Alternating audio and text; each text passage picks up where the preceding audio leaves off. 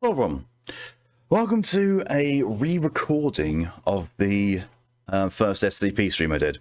I honestly didn't know what was going to be better because realizing I've got 3 streams worth of SCPs that's never got uploaded to YouTube because I didn't think they were going to be popular enough to warrant it. After the 3rd session, people said, actually no, we'd like it. I was like, oh, okay. But sadly the first 3 were lost to time. However, I do have the lists of which SCPs were read on those streams, so we're going to be going from that. I have all the SCPs from the first stream already open on the monitor, so we're going to be going through and doing that. There are 9 for this one. One of them is a 001 proposal, though, so it's going to be fairly long. We might end up overrunning, but that's just how things are going to be. Also, I've woken up today with a bit of a rough throat, so I have honey. And there's a whole nother bottle in the cupboard for more to add to tea whenever that is done. But I've got tea, honey, I've got bottles of water, so yeah, we should be good. I do still have cider in, but I'm not going to be drinking that whilst I'm trying to read out stuff because that's going to go really badly. Also, I've got no idea what the fuck's going on with my green screen. Like, I really don't know. What I do know is that that line there, that's a shadow being cast by the fact that it's hanging over its thing, so I don't know what to do about that. That bit, this bit here, not a clue. Not a freaking clue. I think, weirdly enough, this seems to be like the worst time that my green screen has been affected. I wonder actually if putting the other lights on would help, because it's a bit darker than it usually is when I do my early streams, because it's one of those ones. But let's see, on to announcements. I need to actually click that. It's been redeemed. Done. One of the announcements is this is the SCP stream, which was completed a few days ago. The sibling stream challenge has been started. When that is complete, I will get in touch with one or more of my siblings, and we will find a game to be co-op and chaotic about. Don't know what one yet. We're gonna wait and see what happens. Because it will also depend on availability of certain people as to whether they can actually make it and what games we all have in common. Like, there is always the option of more Castle Crashers, because pretty much all of my siblings that I usually do collab stuff with have Castle Crashers, so that's always a possibility. Also, requires me relearning how to play the friggin' game.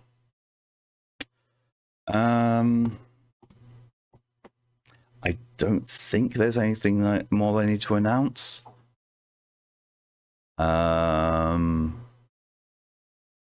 There's no upcoming changes as far as I'm aware. There's nothing special that needs to be made aware of. All good. Yeah. So, in which case, let's cancel and chat. Can't talk already. Great start to the SCP reading stream. Catch up and chat is all the way over there because I'm used to doing that, but chatter's not there this time. Get into things. Hello and welcome, DJ, and congratulations on redeeming first. You are officially first, and thank you also, DJ, for the contribution to the Sibling Stream Challenge. Hello, welcome, Widgren. Is Peep Peep on this list? I can't remember, honestly. I can't remember what Peep Peep was. I can't remember what entry number it was. But the last one on the list for this stream, I'm just going to give the hint of Gastric Ragnarok. I'd forgotten that I did that on my first SCP stream. And it caught my attention. I was like, yeah, okay, yeah. I was like, oh no. Oh no. And I'd forgotten some of the content of it. So, object class, sweet mother of mercy is its evocator. Hello, welcome, Ride, and thank you for your contribution to the Sibling Stream Challenge. Sounds like it's trying to rain outside. Also had a great start of the day with a half-clogged nose, pounding headache, and very little energy. That solved itself after a spicy ramen and a heal-lifting sneeze. The pains Pale missing pink, blood color, one nostril. Oh god, that's resolved itself at least. So yeah, that sounds thoroughly unpleasant. My days started off pretty much similar, only there's no blood clot. I think I'm starting to come down with something, but then again, I was outside in Florida yesterday, so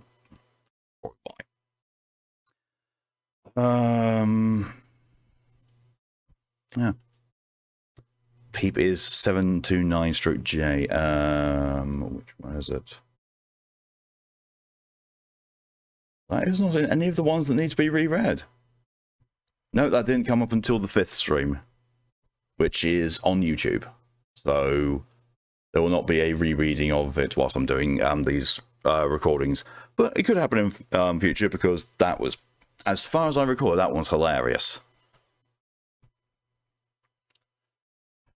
But yeah, I think we're ready to get into things. A few of the redeems have been turned off, as in the point redeem ones, mostly because the usual one of next SCP is off, because I already have the list as I was re-recording. The more disruptive things to me reading have also been disabled just for this stream, as has the best behavior redeem and me going off and doing push-ups and squats, because, like I said, disrupts the flow of doing it, can very, very easily lead to things being piled up. So yeah, that's just for this stream. I'll be back after. I'll be back after when we transition to the next stream today. Provided I get to actually remember it. Next part of this stream is going to be after we're done with that, and we're going to go into either Payday 2 or Monster Hunter Rise, depending on availability of people being here. And thank you for the British recharge already, Woodgren. As needed. Base the cup with some honey. Oh god, brain already went to baste it. I was like, huh, yeah, based. Syrupy, gooey basting. Gotta love it. For the phrase, I appreciate it, Wigan. That's exactly why that's honey is there. Make these better. I was about to sniff this. It's like, oh yeah, I can definitely sniff a tea bag through its protective package. I'm awake, I swear.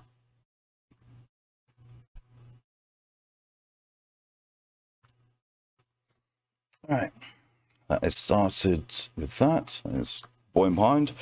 So, everything caught up with and done and out of the way, let's jump into things.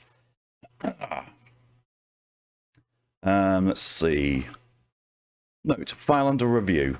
This document has been flagged for possible methodological issues.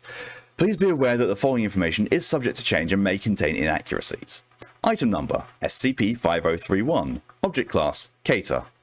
Special containment procedures, 5031 is to be contained in an airtight iron cell in Biosite 59. The structure must be inspected for imperfections on a bi-weekly basis. No other interaction necessary. Description: 5031 is a non-sapient quasi-humanoid creature of unknown origin. When directly observed, 5031 will temporarily cease to exist until the viewer stops observing the space that 5031 formerly occupied. Traces of existence, e.g. scratch marks, blood trails, continue to exist when 5031 does not. Video and photography devices do not capture 5031's appearance. However, observing 5031's shadow does not cause cessation of existence, allowing certain physiological traits to be inferred from its silhouette. Point list of abnormally small head with no discernible neck. Elbows branch into 3 sets of lower arms each. Elongated torso approximately 1.9 meters in length. Footnote of presumably for extra digestive capacity. Hunky boy. Pelvis terminates in a crescent-shaped protrusion of osseous tissue with a blade-like lower edge. Levitates above the ground at a fixed height of 0.5 meters. While 5031 has no nutritional needs, it will nevertheless hunt and consume any human or animal it encounters by using its pendulous lower body to down targets. 5031 does not sleep and is incapable of expression or verbal communication. Addendum. As of 14/02/2018, senior researcher Stanley Huxtable is now acting in the role of HMCL supervisor for 5031. The following is a selection of relevant correspondences from senior researcher Huxtable to site director Yusuf Mostofi in elucidating research progress. 14/2/2018, initial impressions. I have no idea who wrote this, but there's a lot I'd like to say to them. I'm not a fan of abandoning a living creature inside a metal box for 10 years, no matter how pragmatic it may be.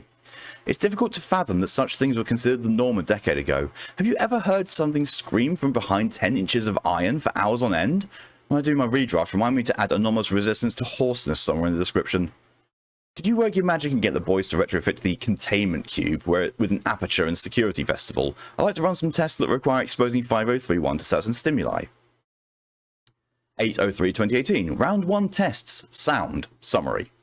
Forward, installed speakers in the containment vestibule and played various albums of natural ambient and popular music. 5031's propensity for screaming worked as a convenient way to measure its stress levels. 100% would be considered its typical screaming, volume and duration. Over 48 hours and 0% would be considered no screaming at all. Selection, Morning Forest ambience, stress level 43%. Seaside Paradise ambience 48%. Deep Grotto ambience 62%. The Best of Mozart 13%, the Best of Anya, 18%, the Best of Ben Folds, 6%, the Best of Jethro Tull, 59%, the Best of Kiss, 23%. Afterward, efficacy of music for stress reduction gradually decreases over time. I've assembled a playlist of 5031's favourite music to play on shuffle in its enclosure in perpetuity. Stress levels consistently remain in the 15 to 25% range, baseline adjusted accordingly. So actually pour the tea now. It's boiled.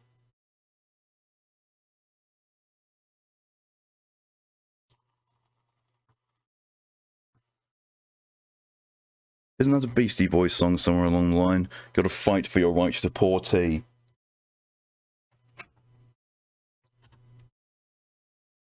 My camera hated that so much it unfocused. There we go. Round 2 tests. Play. Summary. Oh, sorry, this is 22/03/2018. Test. Threw softball into enclosure. Result. 5031 sliced the ball in two. Tossed basketball into enclosure. 5031 sliced the ball open. Rolled bowling ball into enclosure. 5031 scratched a couple of grooves into the ball, then rolled the ball around the enclosure with the blunt end of its tail for 20 minutes. Stress levels remained below 60% after play. Rolled another bowling ball into an enclosure. 5031 used the blunt end of its tail to hit the balls together for a while. Stress levels remained less than 40% after play. Bowling ball chipped and would no longer roll properly, unplanned. Stress levels increased to approximately 115%. Replacement bowling ball provided. Stress levels fell back to approximately 40%. Tossed basketball into enclosure. 5031 picked up and played with ball. Stress levels remained less than 20% after play. Afterward, 5031 began to use its hands to play with the basketball, possibly to avoid accidentally damaging it. Motor skill comparable to that of a toddler. 5031 still prefers bowling ball for kicking. 05/04/2018, Round 3 tests. Food. Summary. Forward, 5031 was given the choice between two potential food sources placed at opposite ends of the enclosure. Choices: human corpse, pig carcass. Selection: pig carcass. Pig carcass, chicken carcass. Pig carcass. Pig carcass, rotisserie chicken. Rotisserie chicken. Chicken carcass, rotisserie chicken. Rotisserie chicken. Live chicken, rotisserie chicken. Rotisserie chicken. Roasted turkey, rotisserie chicken. Neither, presumed sated. Afterward, while it's true that 5031 doesn't necessarily need to eat, feeding it regularly has caused a marked decrease in average stress levels. Stress reduction seems to scale proportionately with the quality of food provided. Same, honestly. Also of note is that 5031 prefers to use its tail to pry and cut meat into bite-sized portions rather than rip the meat into chunks with its teeth or hands. 12/04/2018, Round 4 tests. Coexistence. Summary. Test 1. 5031 fed until sated. Live subject, the common chicken, introduced to enclosure. Result. 5031 observed subject from a distance for several minutes and then rolled a bowling ball towards subject at high speed. Subject was killed instantly. 5031 stress levels rose immediately and drastically. Poor chicken. Test 2. Bowling balls removed from enclosure. 5031 fed until sated. Live subject, common chicken, introduced to enclosure. Result. 5031 gently rolled a basketball towards subject. Ball hit subject lightly. Subject responded with a small cry and moved away. 5031 did not engage with subject any further. Test 3. 5031 fed until sated. Live subject, Class D, blindfolded, introducing closure and instructed to sit and roll basketball forward, then wait until it came back and rolled away again. Result, subject in 5031 successfully rolled the ball back and forth for several minutes. 5031 eventually abandoned the activity and approached subject. Per safety protocol, subject removed their blindfold to terminate the activity. Test 4. 5031 fed until sated. Live subject Class D introduced the enclosure and instructed to toss a tennis ball at the wall, let it ricochet behind them, then catch and repeat. Result, 5031 stood behind subject and successfully engaged in a game of catch, mimicking subject's action of letting ball ricochet against the wall. Afterward, 5031's motor skills appear to be rapidly improving. Lydia, hello and welcome. You join the first thing you hear? Balls. Well, you hear what you want, apparently. 16/05/2018. Round 5 tests. Symbols. Summary. Forward. 5 LCD displays were fitted into the wall of 5031's enclosure, each with a lit button and a food dispenser underneath. Test 1. 2 stations activated. Screen 1 displayed the image of a rock, its button dispensed rocks. Screen 2 displayed the image of a rotisserie chicken, its button dispensed pieces of chicken. Result. 5031 poked the image of a chicken for a few minutes and eventually hit the button. Chicken was dispensed until 5031 was satisfied. Test 2. Screen displays and the materials dispensed were swapped. Result. 5031 hit the button it had hit the previous day and received a rock. It then went to the other screen and hit the button to dispense chicken. Test 3. Screen displays and materials dispensed were swapped back to their original positions and set to swap again at random intervals after first distribution. Result. 5031 went directly to the button next to the image of a chicken, experienced apparent confusion after the first misdistribution swap, but quickly learned to watch the images. Have you in my ears? Well, hi there, Lydia. How are you doing tonight? I don't know why I said tonight. It's not even the evening in the UK. My sense of time has gone completely out of the window.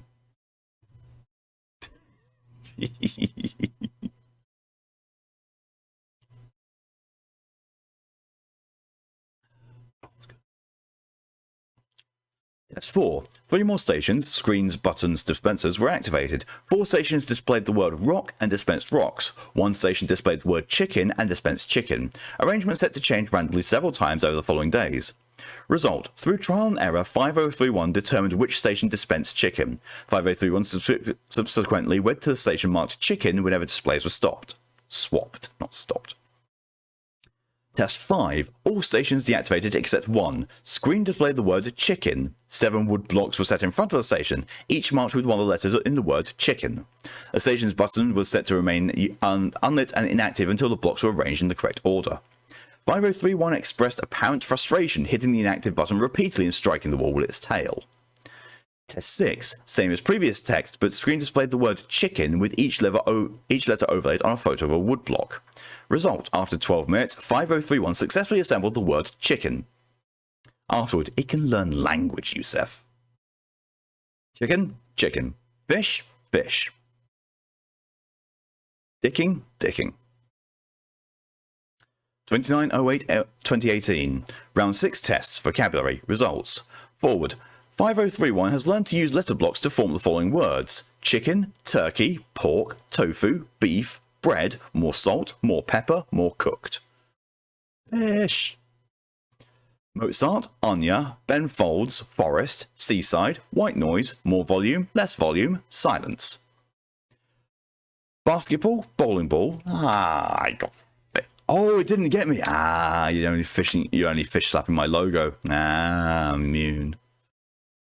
Tennis ball, cat, dog, human, Robert with a footnote of D52125, Stanley, alone.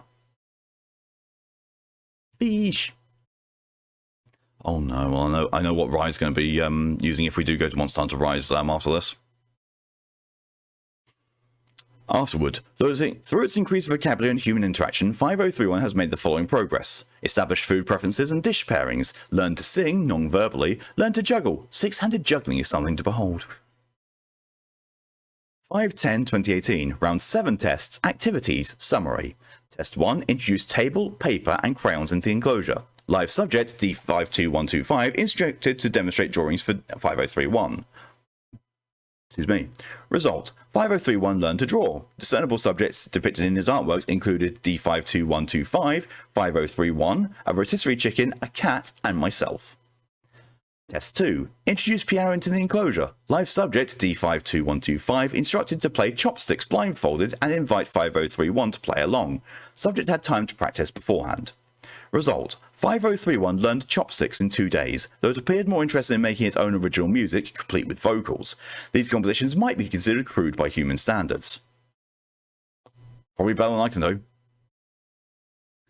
Test 3. Introduce spice rack into the enclosure. Live subject D52125 instructed to demonstrate seasoning meats. Result. 5031 spent almost 3 straight days experimenting with different combinations of foods and spices. 5031 assembled the words more with its letter blocks after running out of garlic powder. Again, mood. Afterward, 5031 only engages with art and music when accompanied by D52125, but continues to be preoccupied with food preparation even when alone. That is SCP. Same. Got good taste. Rotisserie chicken and garlic powder. 0401 2019. Round 8 tests. Cooking. Results. Forward. Basic kitchen utilities installed in enclosure. Footnote of sharp implements withheld per security protocol. 5031 used its tail to cut food. Live subject D52125 instructed to demonstrate preparation of various recipes. Recipes learned: quesadilla, taco, hamburger, fried rice, Mongolian beef, spicy chicken curry, chocolate chip cookies, sponge cake with buttercream, fudge, clam chowder, steak, macaroons, chicken adobo, smoked salmon, and profiteroles. Afterward, 5031 has a severe peanut allergy. This should be included in the revised containment procedures. I would also like to note that SCP-5031 is now a better chef than the average human, and has begun to create its own recipes. D52125 has volunteered to taste test. Cookie quesadilla. I had a couple of quesadillas for breakfast. Tomato and jalapeno. No cheese and jalapeno. 30/06/2019. Update. 5031 has said its first word. Salt. We're all immensely proud. 29/11/2019. Final test. Summary. 5031 was given 2 months to develop a 3-course meal to serve at the Biosite 59 cafeteria for personnel working over Thanksgiving. Its selections were as follows. First course, sweet potato turmeric miso soup. Second course, duck confit with apple cider glaze and cranberry compote topping, paired with butternut squash gnocchi on a bed of kale seasoned with truffle salt. Third course, a slice of spiced cassava pie topped with French vanilla ice cream and a maple hazelnut syrup. 5031 also debuted its original composition, Piano Sonata for 6 Hands, in a live performance broadcast from its enclosure. Personnel response was overwhelmingly positive. 5031 stress levels at 0%. Testing successfully concluded. Revised documentation submitted for approval. Aww. Love that. Why do I get the impression of a Hydra in a chef outfit?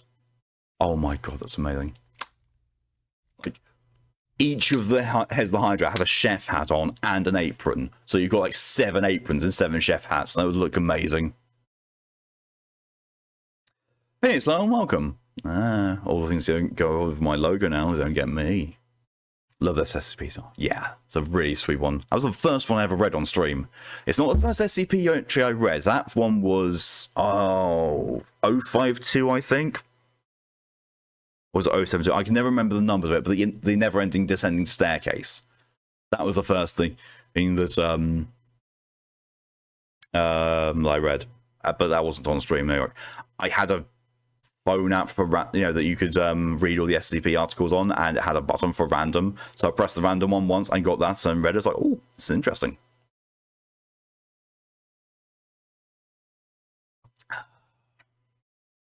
Need some de-stress today? Well, I hope this helps you to de-stress, Phoenix. That's what I put, I think. Fairly certain, yeah, because I mentioned it on stream, and you said, and I said, I haven't read it on stream, but have read it, and you put it up there for it to be read. Okay, so that's the first one done. I actually have to remember to change this every single time that I'm doing this, because I'm not waiting for entries to come in. 4909.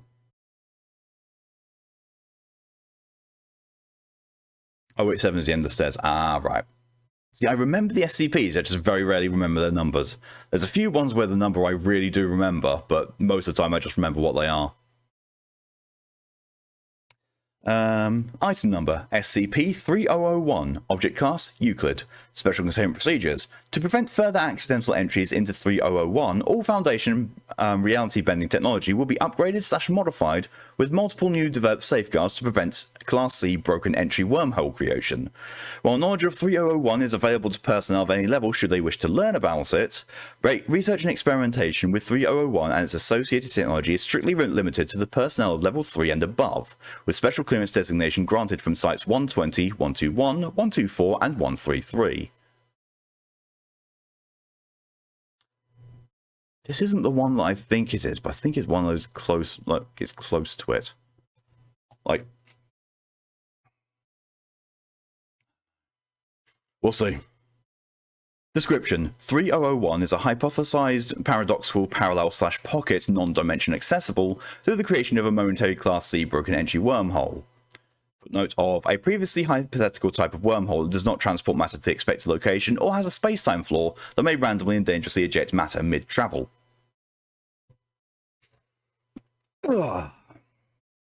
While believed to be an infinitely extending parallel universe, 3001 is almost completely devoid of any matter and has an extremely low Hume level of 0.032. Footnote of for more information on Hume's and reality physics, refer to documents JEKWT01 and JEKEB02. Contradicting Cagel's law of reality with the relation between Hume's and space-time. This phenomenon causes matter inside it to decay at an extremely low rate, and damage that otherwise would prove fatal does not impede any biological/electronic function. Simulations suggest an organism can lose more than 70% of their body tissue and still operate normally, as long as at least 40% of the brain remains. However, prolonged exposure will cause said matter to gradually approach 3001's own Hume level, resulting in severe tissue stress/structural damage as the matter's own Hume field disintegrates. 3001 was initially discovered on January 2nd, 2000 at Site 120, a facility dedicated to testing and containing reality-bending technology. Dr. Robert Scranton and his wife, Dr. Anna Lang, were head researchers at Site 120 and were developing an experimental device called the Lang-Scranton Stabilizer, or the LSS. Footnote of the LSS was the prototype whose design would go on to become the basis for the current Reality Anchor project. Dr. Scranton was transported to 3001 after unexpected seismic activity damaged several active LSS in Site 120 Reality Lab A. Initially presumed dead, Dr. Scranton has survived in 3001 for at least 5 years, 11 months and 21 days. During this time, he was able to record his experiences and observations within 3001 through a somehow still functioning LSS control panel, which was also brought into 3001 with him through the Class C broken entry wormhole. These recordings were later recovered upon the panel's sudden return, an unexpected side effect from testing improved reality-bending technology. These logs are the basis of 3001's study. Despite new technologies being developed, retrieval and reintegration of Dr. Scranton has been unsuccessful. His current physical and mental states, if he is still alive, are unknown. Further information on Dr. Scranton's possible retrieval is under Ethics Committee review. Transcripts of Dr. Scranton's logs are below. So, Scranton log section 1. No discernible coherent dialogue can be heard from Dr. Scranton for the first 8 days. He cycles through periods of panic, confusion, and anger throughout, and it seems he was attempting to navigate 3001 to find a way out. He finally moved close enough to the recording log on the 11th day, though did not notice it was operating for several more hours. Name: Robert Scranton. Age: 39. Birthday: September 19th, 1961. Favorite color: blue. Favorite song: Living on a Prayer. Wife: Anna. Name: Robert Scranton. Age: 39. Birthday: September 19th, 1961. Favorite color: blue. Favorite song: Living on a Prayer. Wife: Anna. She has green eyes. I love her very much. Name: Robert Scranton. Age: 39. Birthday: September 19th, 1961. Favorite color: blue. Height: 178 centimeters. Weight: 85 kilograms. Wife: Anna. I'm sorry. Name: Robert Scranton. Age: 39. Birthday: September 19th, 1961. Favorite color: blue. My wife's name is Anna. We got married August 12th, 1991. Hope she got out okay. Please let her be alright. Please let her be alright.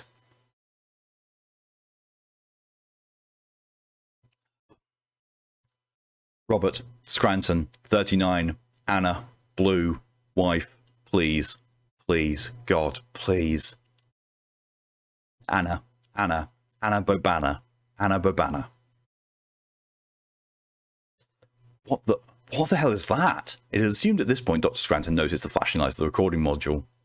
What the fuck? This thing's actually recording? Metallic clang heard. Voices highly agitated and panicked. My name is Robert Scranton. Yeah, my name is Robert Scranton. Former researcher at Foundation Site 120. It's been, I don't know actually. I can't remember. I estimate it's been 10 days, but I don't know. I can't. Oh God. Can anyone hear me? I don't know what's happening. I don't know where I am. And please, is there anyone out there? Hello? Anyone? Anyone? No one can hear me. Oh God. Fuck. Honestly, that sounds like me playing Dark Souls. Why the hell is this thing even working? It can't be working. It shouldn't be working. So what the hell? I need to see how long I can talk here. I think there's a cap or something on the recording log and I can't see anything. I can only see the red light blinking on and off. I can't see any of the switches next to it. I'm really hungry. Thirsty too. I think I should be dead from dehydration by now, but I don't know. Hi, Dr. Red Light. Can you talk to me? Can you talk to Anna for me? Hello? I found the controls. 2 weeks, 3 days, 47 hours and 58 minutes. 2 weeks, 3 days, 47 hours and 58 minutes. 2 weeks, 3 days, 7 hours and 58 minutes. 2 weeks, 3 days, 7 hours and 58 minutes. Oh, Jesus. Error with playback. Wherever the hell I am, I'm pretty sure now that I don't need to eat to stay alive. It hurts a lot, but at this point, I don't think I'm gonna die. So I'm gonna take my time, I guess. Maybe some sort of miracle will happen and I'll get out. Keep dreaming, Robert. Yeah, I'm tired. I'm gonna sleep. 3 weeks, 4 days, 19 hours. I have a picture of Anna in my pocket. I almost forgot. Little red light. Let me see your face, please. Just a little bit. I just want to see her a little bit. Hi, Anna. I'm still here. I'm coming back, okay? 2 months, 4 days, 3 hours. Hi, Robert here. Yeah, I haven't really recorded much to here in the past few weeks. Sorry. Gotta keep it together. Breathe. I've been busy. Trying to learn more about the place I'm in. My prison. My kingdom all my own. King Robert. God, I stink. Is there even air in this goddamn place? Stinky King Robert. King of goddamn nothing fuck. Sorry, I gotta keep this professional. I'll come back when I'm feeling rested. Okay, here goes. My name is Robert Scranton. I'm a former head researcher of Site 120, a Foundation facility dedicated to studying various reality-bending SCPs, for the purpose of developing more advanced countermeasures towards such threats. For the last red light speak to me, 2 months, 8 days, 16 hours. What red light said. I've been trapped in what I believe to be an empty pocket dimension, alone. Yeah, alone. All alone. I'm calling this place SCP. I don't know. I can't remember where we are. Screw it. I don't know what's happened in the past. Red light, please, again. 2 months, 8 days, 16 hours. But no one else is around to argue, and at this point, I'm just talking to this control panel to keep myself together. I need to keep a record. There might be some poor bastard in the future who ends up like me, and if this actually makes it out, maybe I can help stop that from happening. So I have going for me right now, and I really need something to go for. So yeah, Robert Scranton, documenting a new SCP for future research purposes? I'll have to do. Here we go. Scranton Logs, Section 2.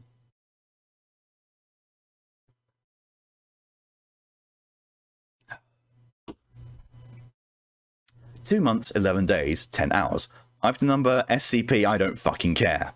Object class Euclid, I guess, but I don't know. I might update this in time. I need to explore more. Special containment procedures. God, I sound so much like a shrink right now. I don't know if we could contain wherever I am. It's definitely not on Earth. To be honest, I don't really know where it is. I think it has something to do with stabilizer prototype. I'll explain that more later. Okay, yeah, wherever I am, I don't think it can be contained much as created.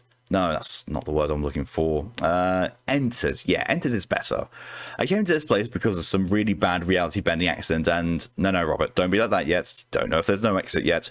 Oh, living on a prayer. Halfway there. Pigeon on a chair. 2 months, 11 days, 18 hours. So wait, no, description. Robert, stick to the format. This place, it's some sort of reality gap, I think. It's dark. Really dark. As in, this little red light that shows my words are actually being recorded is the only visible light in this entire place. I can't see my hands. I can barely see the control panel here. I've had to basically use the light as a center and remember how many steps I take in which direction. I haven't gone past 100 yet. I'm too scared to.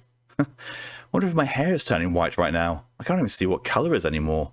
Speaking of which, my head has been a little bit itchy recently. If I don't concentrate on it, it's fine, but I feel this tingling all over my face. Not sure why. 2 months, 15 days, 4 hours. Okay, I need to relax for a minute. God, Jesus, shit, holy shit. I just discovered a new property of this place.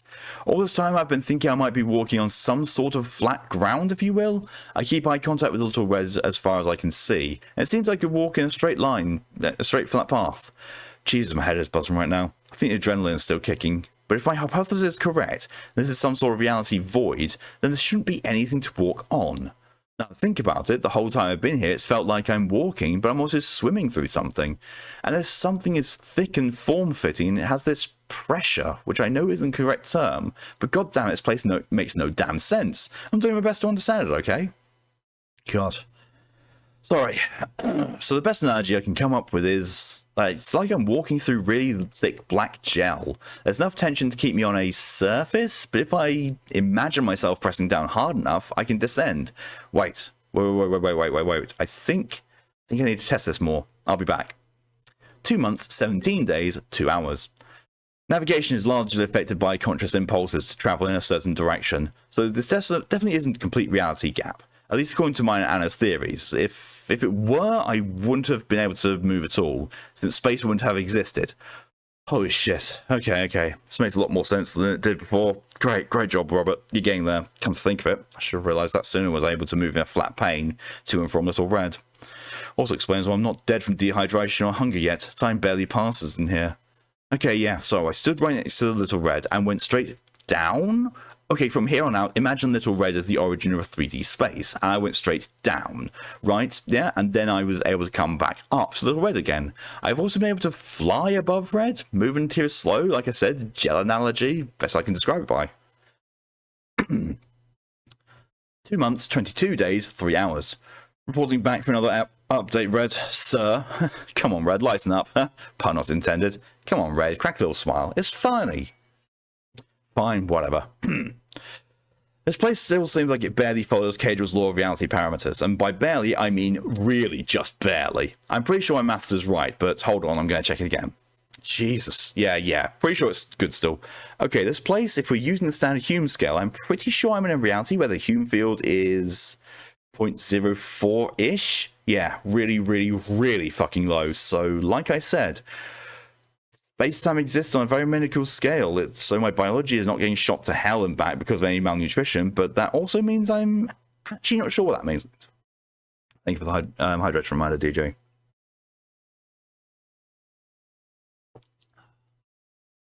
Adding on from the last entry, I'm not sure how my biology will react in such a low Hume concentration, actually.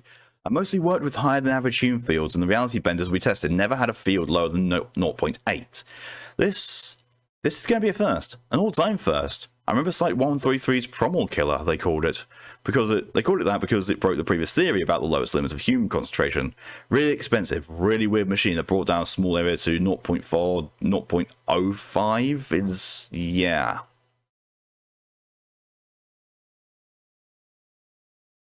I was lying that last log. I'm lying to myself. My own body and Little Red here too. We're about the realest things in this place. And that means, over time, Hume field is going to want to equalize, and I'm going to go for now. I have some calculation to do again. Red, Anna, take note I'm using Cage's second, third, and fourth laws, got it? Use 0.05 as the surrounding. My external field as somewhere in between 1 and 1.4. Use the second law's area estimation correction, and my internal oh shit, I'm not done yet. I am real. I am super real. Super duper real. Ultra real. The realest guy in a world of no real. You have no sense of humour as usual, Red. Talking about the LSS, Red. When we got sent here, I think our reality got cranked up a notch. Red, didn't you pay attention in class? Hey, don't fucking smart with me, Red. Okay, the point is the LSS surge got us up to 2 months, 18 days, 7 hours. No, Red, not even fucking close. You must have converted Caedrel's third law equation wrong, because the malfunctioning LSS we got blasted by was somewhere in between 2.2 and 3.6. Yes, that's good, Red. Very good. Because that means we have more time than we thought to... Yes, Red, before we fucking die, okay? Oh, welcome, Josie.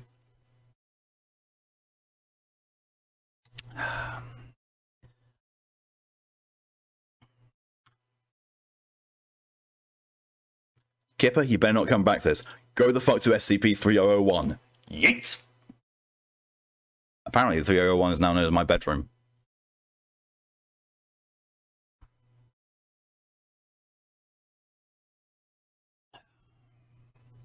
Two months, 24 days, 5 hours. About 3 years, 4 if I don't interact too much. I had an LSS here, I could maybe stretch it out to 8, maybe. That's best case scenario, but I know, but 3 years? 3 years, and it's past the point of no return. I should definitely figure out something by then. I think I still should be pretty good for a while. At least, no, I won't be in here that long. I'll definitely figure something out. Anna, what would we do with a case like this? I need your help, honey. That tingling I've been feeling, that's my hume field diffusing. My reality fading. 3 years. I need to stabilize myself within 3 years. I've been thinking, Anna and I, we had this theory. Even though hume field is low, it's still a hume field. And precisely since it's so low, hume diffusion should take quite a while. Now, if I could contain or recycle the fields, keep the diffusion from spreading too thin, I could also maybe... It's only a theory, but it's worth a shot. But that means...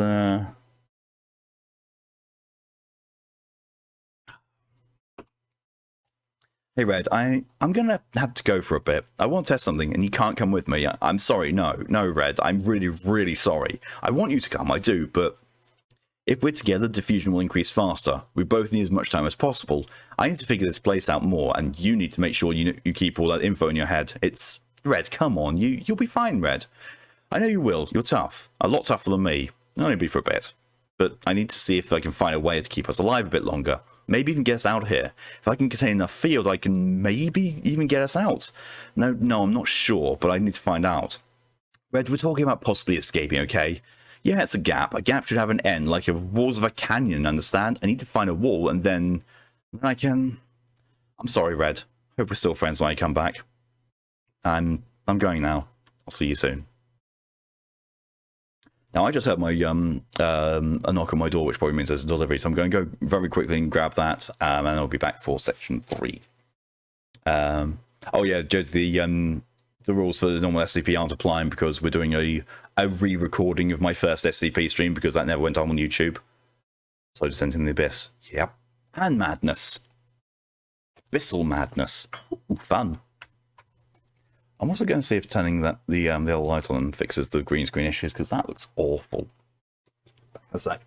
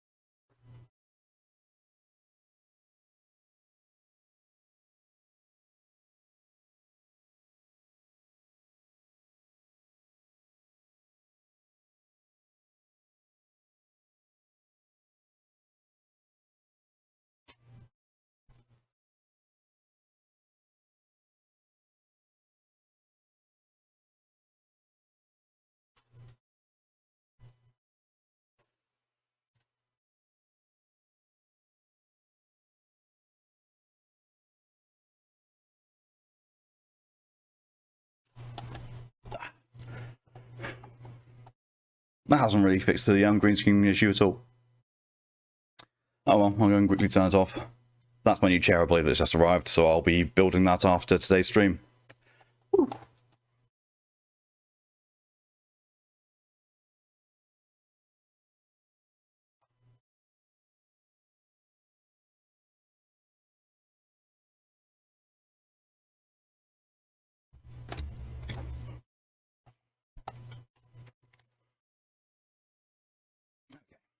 Boy. Right, let's get on with Scranton Logs Section 3. 6 months, 10 days, 5 hours. Hello again, Torred. It's been a while. You know, thinking back, I don't know what the hell I was so excited about. This place is... God, this place is fucking hell. There's no end. It just goes on and on and on. I travelled in one goddamn direction for 2 damn months. God, I'm so fucking stupid. Why did I think I could get out? I'm thinking like those old European shits that thought the end of the world was at the horizon. Fucking stupid, Robert. Stupid. Just... ah. If I let myself fall down long enough, would I eventually hit a bottom? I know plenty of bottoms I could go on. 10 months, 28 days, and 15 hours. There's no bottom. And fuck you, Red. I'm sorry, Red. Don't go out. I'm sorry I turned you off. Come back. Come back, please. I turned 40 today. Happy birthday, Robert. I was adopted. Did you know that? Yeah, my parents left me in a box on the side of the street. Got picked up by some American couple, which explains my not-so-Chinese names. I don't even know what my original last name. Just thought I'd share. How about you, Red? Anna and I met on site in 1988. God, she was beautiful. She still is. It was our eyes. She had beautiful eyes. My eyes are grey. They're boring, but hers, God, they're beautiful. Do you think she's still worried about me, little Red? Is she looking for me? You know, Red, you're a great listener, but I never hear you talk about yourself. Come on, don't be shy. There's no one else around, right? Right? I'm sorry, Robert. I'm afraid I can't do that. Red, you're hilarious. Were you married? Kids? Any family at all? Girlfriend? Boyfriend? Come on, Red, I won't judge. Just talk to me, please. God, my head hurts. My feet feel like they've been asleep for forever. I was at a comic store as a kid. So much cheaper back then. I got free stuff at the end of each week. Like Spider-Man the best. I was in a box, side of the street. Hey, what the fuck? No. No. Red, have you seen my picture? The picture, Red. Anna's picture. Where's... Come on. Where? Anna. Where? No. Please, no, anything but please. It's fading. She's fading. Please, Anna, no, please. Come on, sweetie. Stay here. It's too soon. My maths isn't wrong. It's not wrong. You should be fine, Anna. I can't hold you. Come back, Anna. Sweetie. Honey. Anna, please. I need you. Please don't go. I'm here. I'm still here. Red, get help. Anna, please don't go. Don't. Black hair, green eyes, 160. Black hair, green eyes, 160. Black hair, green eyes, 160. Dr. Scranton repeats this for 3 hours. Anna and I got married in 91. We couldn't really get the nicest suit and dress we wanted because of work, but damn, we both looked great. Anna looked better, of course. We just danced the whole night. You got the whole week off. Even a job like mine lets you enjoy your honeymoon.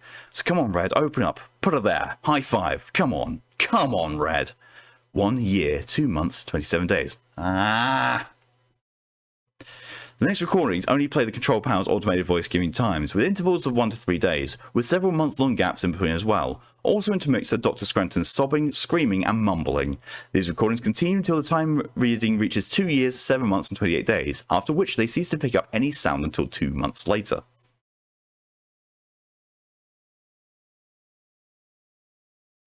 And thank you, Joseph, for your contribution to the Sibling Stream Challenge. Being when you have a piece of garnet in your room, and reminded about SCP 113. I do not recall 113.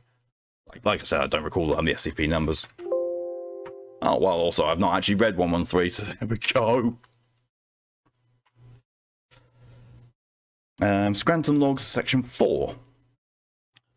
Scranton's voice is noticeably distorted now, hypothesized to be a combination of both him and the control panel finally showing signs of reality breakdown. Robert, cold. I can't feel my legs anymore. Think I'm beginning to hit that point I talked about. Low Hume field diffusion, equilibrium, bunch of stupid garbage. Don't know what's real in here anymore. Hell, I'm not sure I'm real, or something close to it. If I really am going out like this, I don't want to die yet. Oh God, I don't want to die yet. There you go for people with the dense egg variety. Oh, the gin switch. Oh, yes. God, if only we could have that in real life. Good God, that would solve so much. Oh. I ran up in one straight diagonal line for 6 months. I went down in one. No, I just went down again for 8. There's still no bottom, Red. There's still no bottom. Imagine that. Existence without a bottom. Jesus. What have you been up to, Red? You've been listening to me all this time? You're a stubborn little guy, Red. Lucy. Red? Sorry, I must have fallen asleep. What do you want? Oh, sorry, I'll try to remember. Lucy.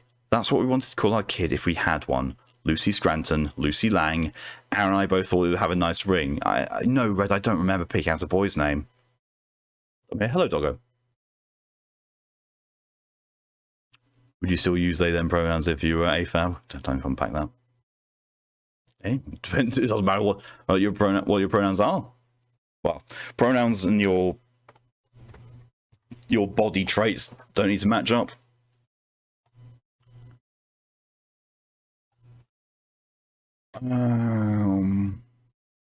Good morning. Good morning. We talked the whole through. Man, I really suck at tap dancing. Can't feel my feet at all. Okay, you try then, Red. Caedrel's law states that human fields diffuse. Caedrel's law states that my balls will eventually fall off if this keeps up. Balls. Typical the room's cold. Ah. Imagine having a cold room, I couldn't. Anna Babana. Hated that song. I'd love to tease her with it. Anna Babana banana canna. Actually became a joke between us, did you know? We made it the words that turn you on. Come on, Red, act your age, don't be immature. Fine, I guess he has some sense of humour after all, maybe. We're going to fuck with so much science when we get out. This place breaks apart rules like my hand is breaking right now. Spiderwebs. My left hand's spiderwebs. There was a reality-bending spider at Site 120 once. I should crush it. Red, would you crush it for me when we get out? Average 10, 15 kilometers a day, plus a few breaks. 32, 30, 10, no, 11, no, 10, I think. At least 300 left, and shit, no, it was fast going down. Oh, fuck it. I'm saying about the 600 kilometers down. Took a hell of a lot longer coming up. Far down, bottomless, infinite, and beyond. Shut up, Robert, you're not even funny. Imagine being bottomless. I have plenty. Hume field, boom field, breaking down at the rates of... Shit, what's the constant of modified Promul relations? 10 to the 4th? No, 5th. 5th, I think. 1 year, maybe a few more months. Probably wouldn't go like Jason Bills the whole like head me. If they have no choice but to be they them. That's entirely fair. That's entirely fair. You volunteer? You're already my bottom though. 1 year. Maybe add a few more months. Red, how does David sound? David, you know you asked about... Yeah, that. I'm sorry I woke you. My hands. My hands are going through each other. Red, help me, please. My hands. I can't feel my hands. They're going through each other like they're ice water. Red, I can't... Oh, God. Red, you know that stupid magic trick your uncle would show you where he'd pull his thumb off, but it was really just his the other one tucked under? I just did that with my real thumb. It didn't even hurt. It just came off. I think... Oh, God, I'm going to be sick. I think it's just floating right now. I can't even pick it up. My hand just passes through it. Oh, God. Oh, God. Ugh. My left pinky feels like an onion. Yeah, it's separated. Nice try, hell. Rings on the right hand. Nice try, left. I can go right through myself. I can feel inside me. It feels warm, but also cold. When I sleep, my hands go in my head. I'm sleeping my back now. Static? I'm like static on a TV.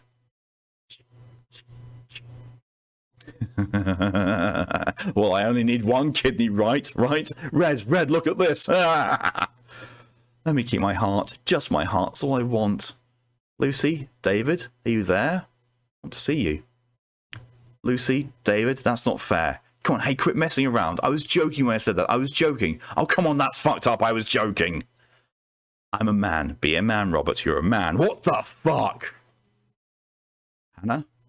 Hannah.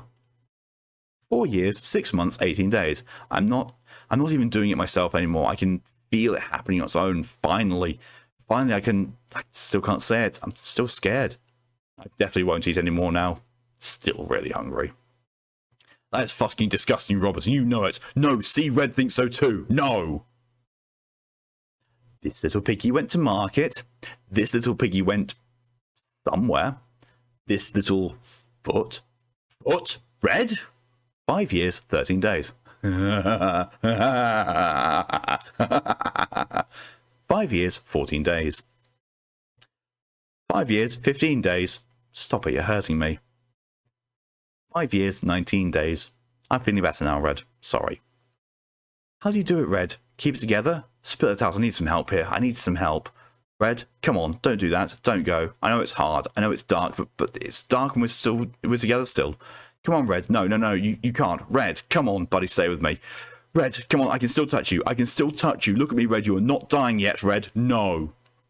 No audio is recorded for the next 9 months. Scranton Log, Section 5. 5 years, 9 months, 2 days. Red. 5 years, 9 months, 3 days. Automatic message repeats 97 more times. You little shit, I thought you left me. Sorry to say, Red, but there's not much left here. It's been hard. I've 184. Tried to kill myself 184 times. Didn't work. None of them worked.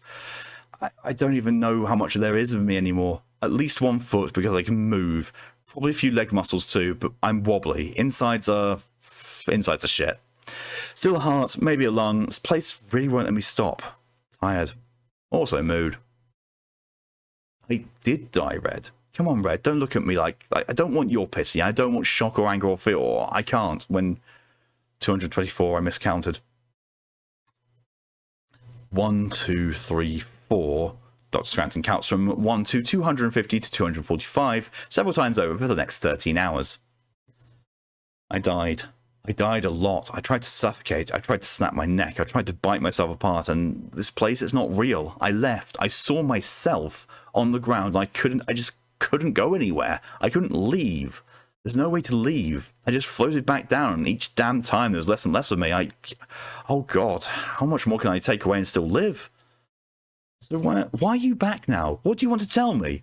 5 years, 9 months, 12 days. This place is getting smaller, Red. Did you somehow do this? There's an end here for sure now. It's gone from God's know how long to, like, there's a veil further out, and when I touched it, it hurt like hell. Red, what's going on? It's not dark. That border or whatever, it's getting brighter, and I mean, it's still fucking dark, but oh God, I can actually see something now. Oh God, what the fuck is this? Oh God, I don't know why I didn't know it was this bad. Oh God, oh God, oh God, there's so much gone. GF1. Yeah, it's really there's a couple of really haunting ones I remember in this one. 5 years, 10 months, 10 days. Red, you're solid. Like, no, you're just really fucking solid. You're real, and I'm real too, only when I touch you. But Red, it really hurts when I do. I think if I touch you, I might fall apart. You really fucking hurt, Red. Jesus Christ, you hurt. What the fuck is going on? About 3 kilometer in radius and closing. Is this some like Hadra's 4th law? But what the hell is it? It's taking it. Hey, I'm still here. Stop! You're causing a collapse. Hey! 2 kilometers. Oh God, what's going to happen when it closes? Damn it, Red, you hurt. Not collapsing. Waves. They're waves? What? Robert, you are a goddamn genius. Not walls, windows. Open windows. 5 years, 10 months, 28 days. Anna, can you hear me? These waves in this place. Okay, imagine 2 realities as 2 pieces of paper stuck together. This place is a space squashed between. There should only be 2 realities parallel, but this place is a tiny but infinite third in between. Like what would happen if you fell into a hole crossing a bridge from point A to point B? Remember Class C wormholes? Those theories about a wormhole that was full of goddamn holes. I think this is where one of those holes leads. It doesn't lead to a different universe, it leads to nothing. A dead end. This place is a dead end. Class C, broken entry. These waves, whatever they're coming from, they're from some parallel reality interacting with this place, displacing this in-between place ever so slightly, and they're all pushing on me in red. Because since we still have some level of reality, they're pushing or sucking us towards them, gradually creating a new wormhole towards Towards home. What's going to happen to me when I go back? When the window closes? Think, damn it, Robert. Think. You've got to think. Think harder. Think harder. Red, I'm gonna have to... Jesus. Oh, I'm gonna have to move away from you. I don't know. You're sick or something. You're really messed up right now. Call me when you're feeling better. I can't think right. Blood?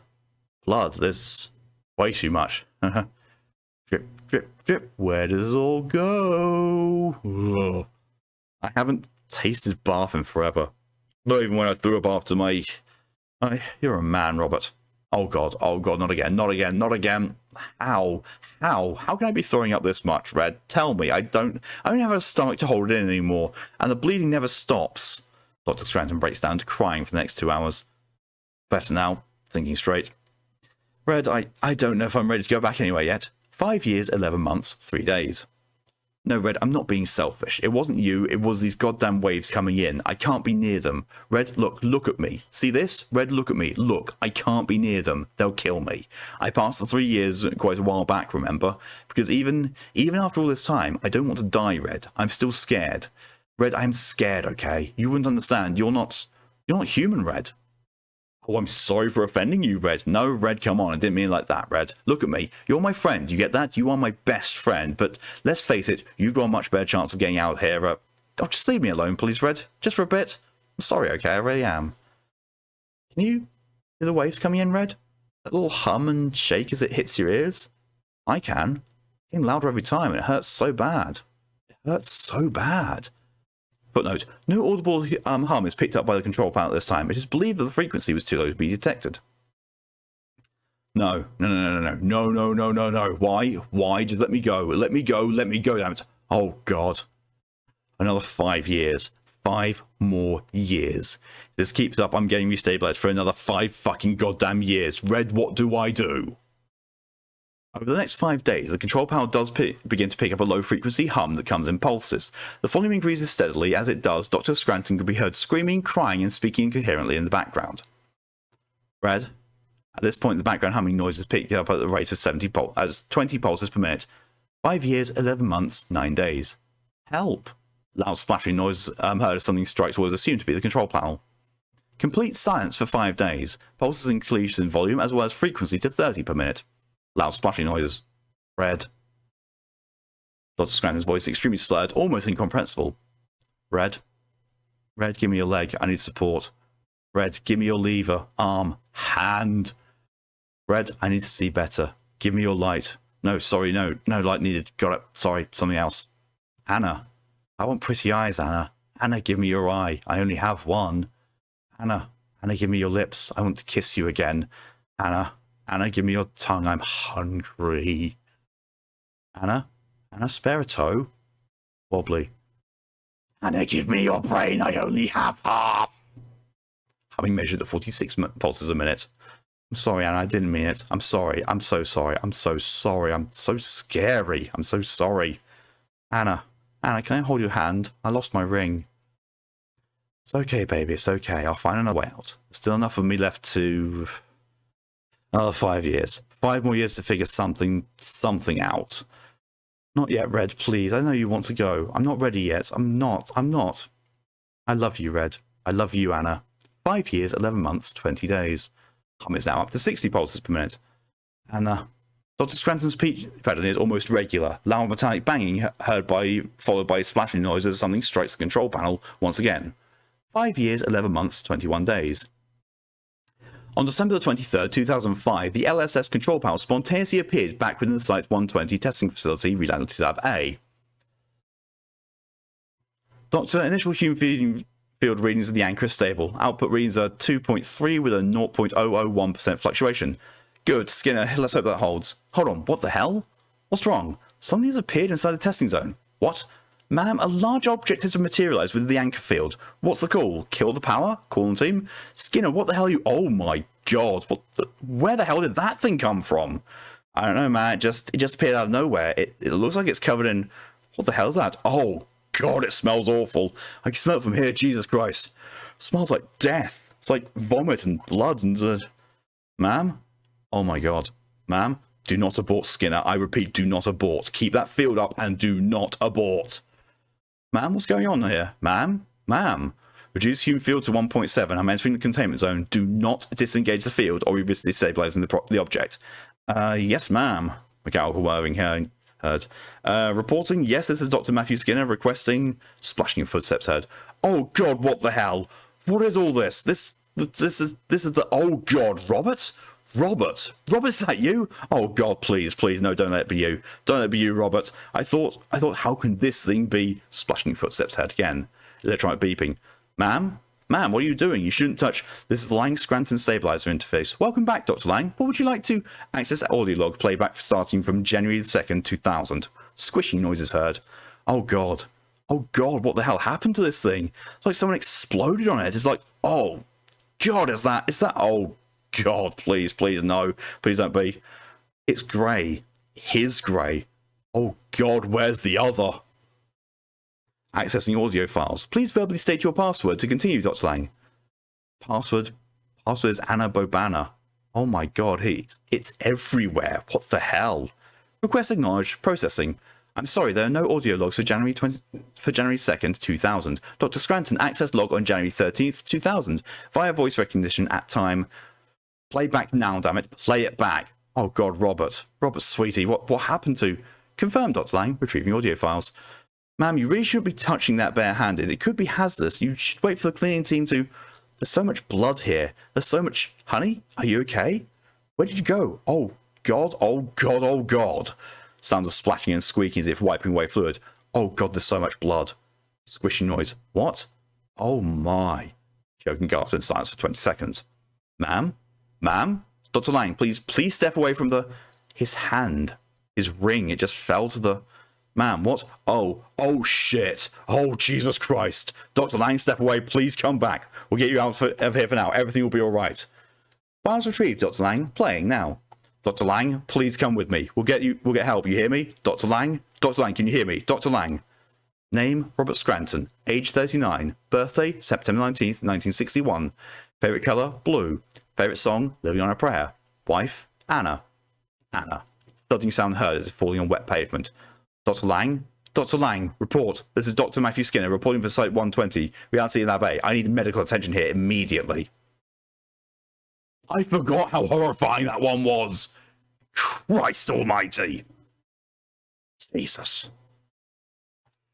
I think that was a Pokey suggested one as well. That was very likely a Pokey suggestion. But it does mean we are done with that, so we are going to go on to 499 next, followed by 1762. Stop. Yep.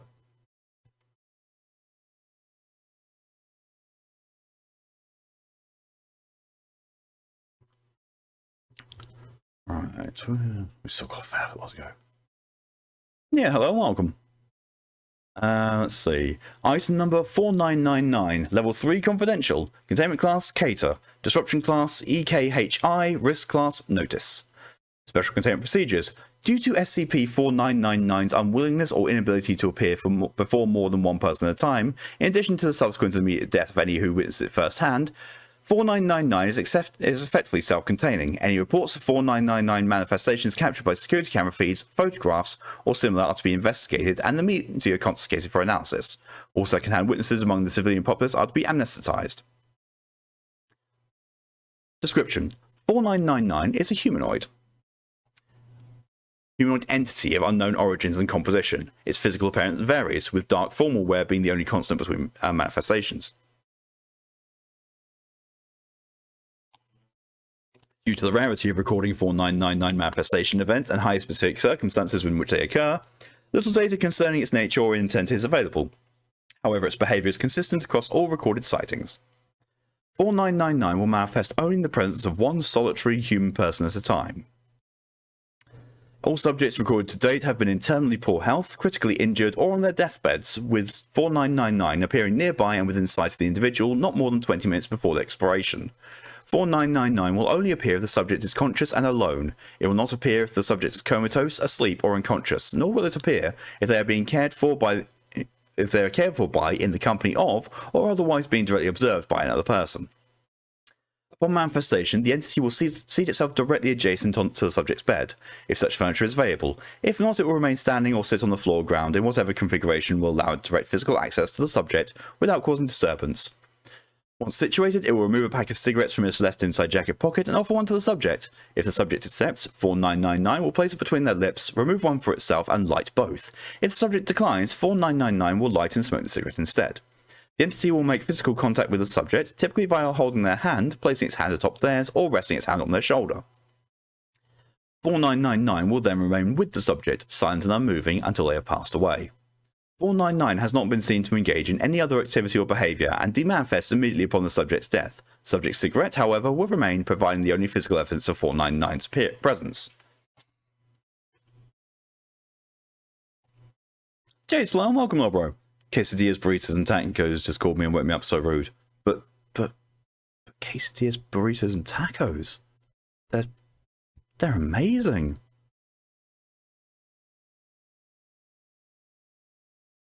Also looking over at Discord, I see that it's still not saying that I'm streaming. It's because there's no it's because I've not got a category, so Stream Elements and Discord just say, well, you can't be streaming that if you don't have a category.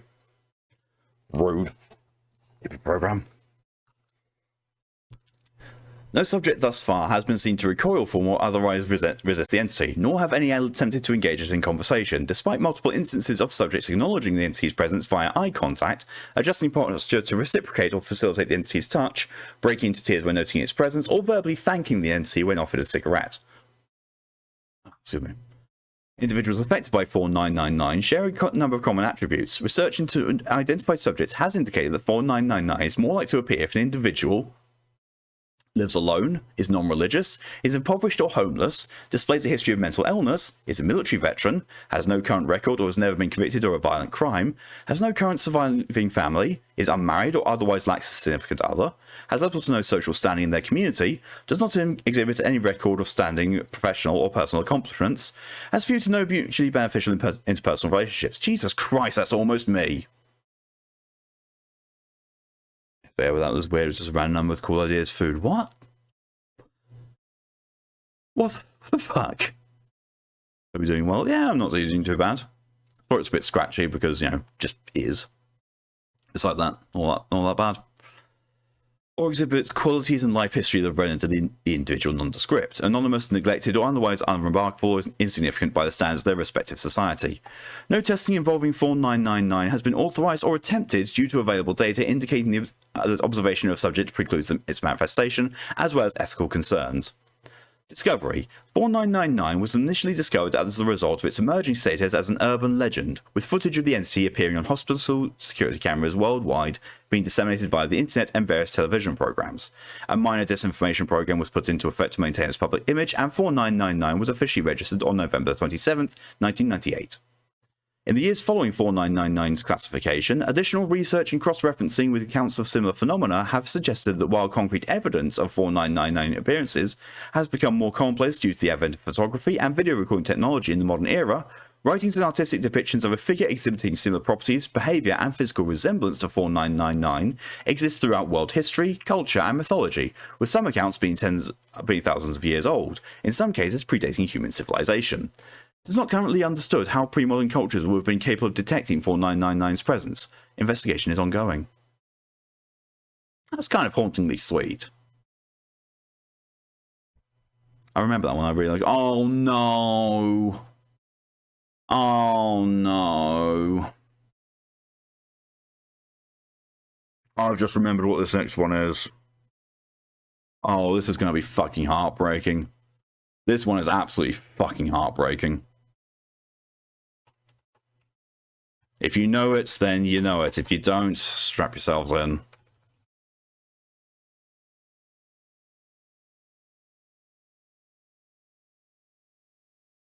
$499, someone's watch us. Yup. Oh, God. Well, no choice but to go into it. Item number SCP-1762, object class was safe, now neutralized. Special Containment Procedures. SCP-1762-1 is held in a standard containment unit at Site during the periods when 1762-1 releases 1762-2. Video logs are to be recorded for future research. Although instances of 1762-2 have been deemed harmless, they should not be allowed to exit their containment unit. Description: 1762-1 is a plain cardboard box that is 32 cm by 20 cm by 26 cm. It is spray painted silver on the interior and exterior, and the words "Here be dragons" are handwritten in black permanent marker on the lid of the container.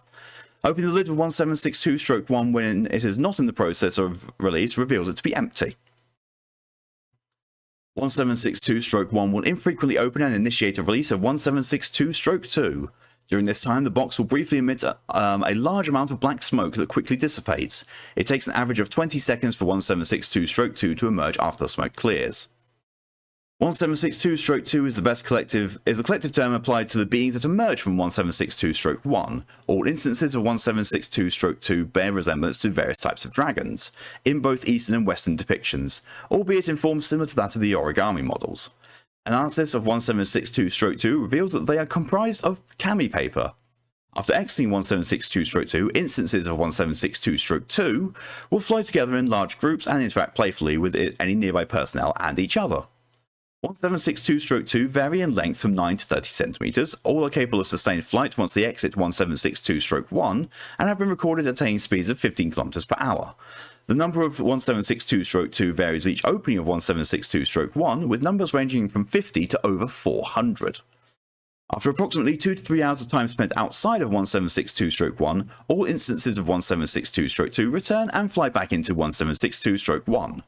During this time, 1762-1 will once again begin emitting smoke, and instances of 1762-2 will vanish after passing the rim of 1762-1. 1762-1 closes once all 1762-2 have returned to it. The next date of release is inconsistent.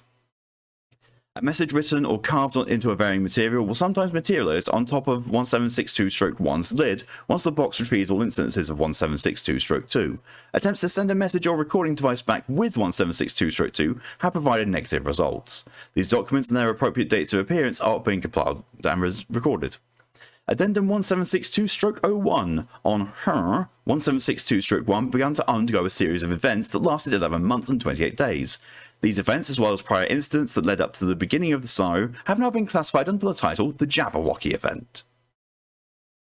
Addendum 1762-02 Documentation of the Jabberwocky Event. Document 1762-1 date obtained 2004. This is the first recorded instance of 1762-1 opening while contained at Site You have found us. Thank you. It has been so long since we last saw each other, friends. The peace has been upheld. The giants and behemoths have kept their word and have not caused any trouble since you last came and gave the order. We missed your company. How has your family been? Do you still know how to work your room? You are welcome to visit any time. Document 1762-4, date obtained 2004. It's strange to see how much your world has changed. It's even stranger to see how we now appear in this place. In fantasy, we are much bigger. Or maybe you've grown taller. Fantasy is still the same. We hope you can visit us like you used to. Though our room is as grand as ever, it appears yours has shrunken? We do not understand. The rooms were supposed to be maintained, as was our agreement. Please restore the belief. Document 1762-6, date obtained 2005. Only 20 instances of 1762-2 appeared during this event. Said instances did not lift off and instead walked slowly on foot for the whole period they were out of 1762-1. Friends, we apologise for our few numbers. We have had to remain in fantasy for quite some time. The others are growing impatient. We're trying to keep the peace, but please, for all our happiness, repair the room quickly. We know you're trying. Your family is most imaginative of us all. Document 1762-14, date obtained 2000. Along with 10 instances of 1762-2 appearing, 3 balls of yellow crumpled construction paper were expelled from 1762-1. These pieces were observed to shake violently for 5 seconds, then ceased all further movement. They were picked up by 1762-2 and returned to 1762-1. The giants were foolish. Your room was not ready to accept them yet. We're sorry, friends. We hope they can still see you, but time's growing short for our happiness. Document 1762-15, date obtained 2000. 5 instances of 1762-2 emerged carrying said document. They immediately returned to 1762-1 after depositing it on the floor. Tensions are rising. Fantasy is becoming darker. We, the serpents and the hybrids, are furiously trying to hold them back. But the giants and elves wish to strike and make an entrance. They say your family has grown stupid and ignorant. We hope this untrue. It would sadden us all greatly to know that you have forgotten. Document 1762-16, date obtained 2000. A single red instance of 1762-2 emerged from 1762-1. Its wings were torn and it was noticeably crumpled. It collapsed onto the floor 1 minute later and did not move again. Upon its exploration, the body of 1762-2 rapidly unfolded and revealed a message written on the white side of the paper. War. Goodbye, friends. 2 hours later, 1762-1 opened and emitted flames that reached 2 meters in height and temperatures of 1,700 degrees Celsius. Sounds of distant roaring were heard from within 1762-1. At 8 p.m. hours, a large amount of torn paper pieces and paperballs were ejected from 1762-1. Several damaged 1762-2 were also expelled and were deemed deceased upon examination. 1762-1 continues to sporadically open and close for the next 6 weeks. During this time, it continued to emit fire as the amount of paper discharged from it steadily decreased. Matter resembling muscle and tissue was continuously expelled from 1762-1 at increasing frequency. 1762-1 remained closed and inactive for the next 7 months. Document 1762-17, date obtained 2000. This document was discovered lying inside the interior of 1762-1. It was written on parchment and many of the words had been blurred or stained with blood. Are you still out there, friends? We miss you dearly. Fantasy is no longer safe. Our haven, your beautiful creation, is gone. The giants are dead. The centaurs are dead. The birds have fled. We're going to bury your room. We cannot risk hurting you. This is our goodbye. Maybe one day your family can build another room. This may be a hollow hope, but we will cherish this thought. 1 hour later, 1762-1 began to shake and emit smoke for 15 minutes, after which it began to sag and collapse. Several whole portions of the box began to char and tear, creating small burn holes throughout. The words "Here be dragons" on the lid of the box were burned away. Document 1762-18, date obtained 2000. This is the final message obtained from 1762-1. It was written in ink on a papyrus scroll, and also depicted a scene of a painted mountainous landscape filled with large trees and waterfalls. A single winged dragon can be seen in the background. It appears to be flying away. The message is written in black ink in the bottom right-hand corner. Master says that we won't see you again. We are sad. So are the remaining others. We once filled each other's head with dreams and goals. It is so sad that we cannot share them any longer. Master says we have to go. He says that he will make us a new fantasy. He says you cannot be a part of it. We are sad. We love you. We will not forget you. We are scared. Will you forget us?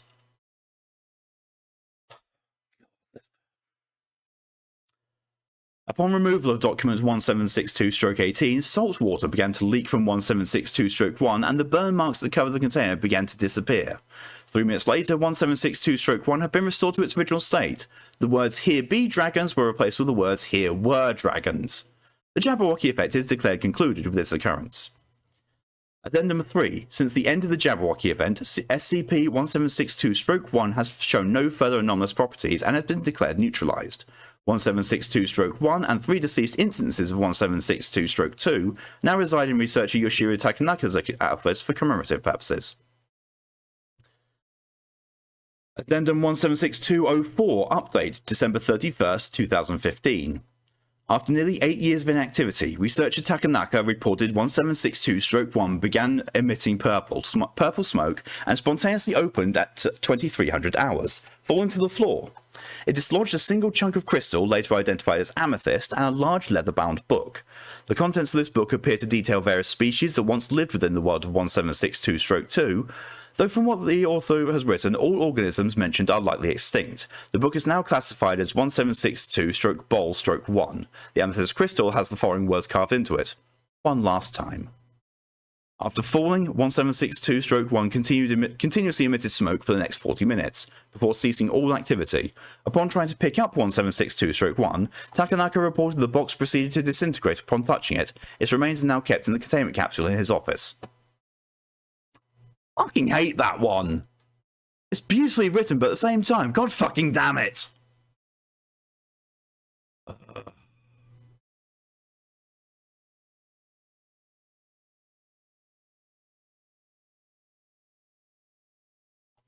Must be doing this on German break.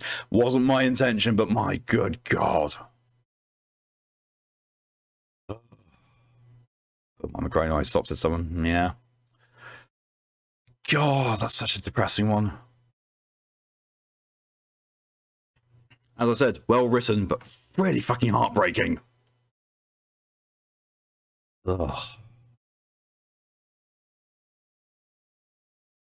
I can't remember what this. I know what. So there are 5 more left. I know offhand what 3 of them are. I've forgotten what the other 2 are. I know we can't go to 2, 2, 4, 1. Oh God.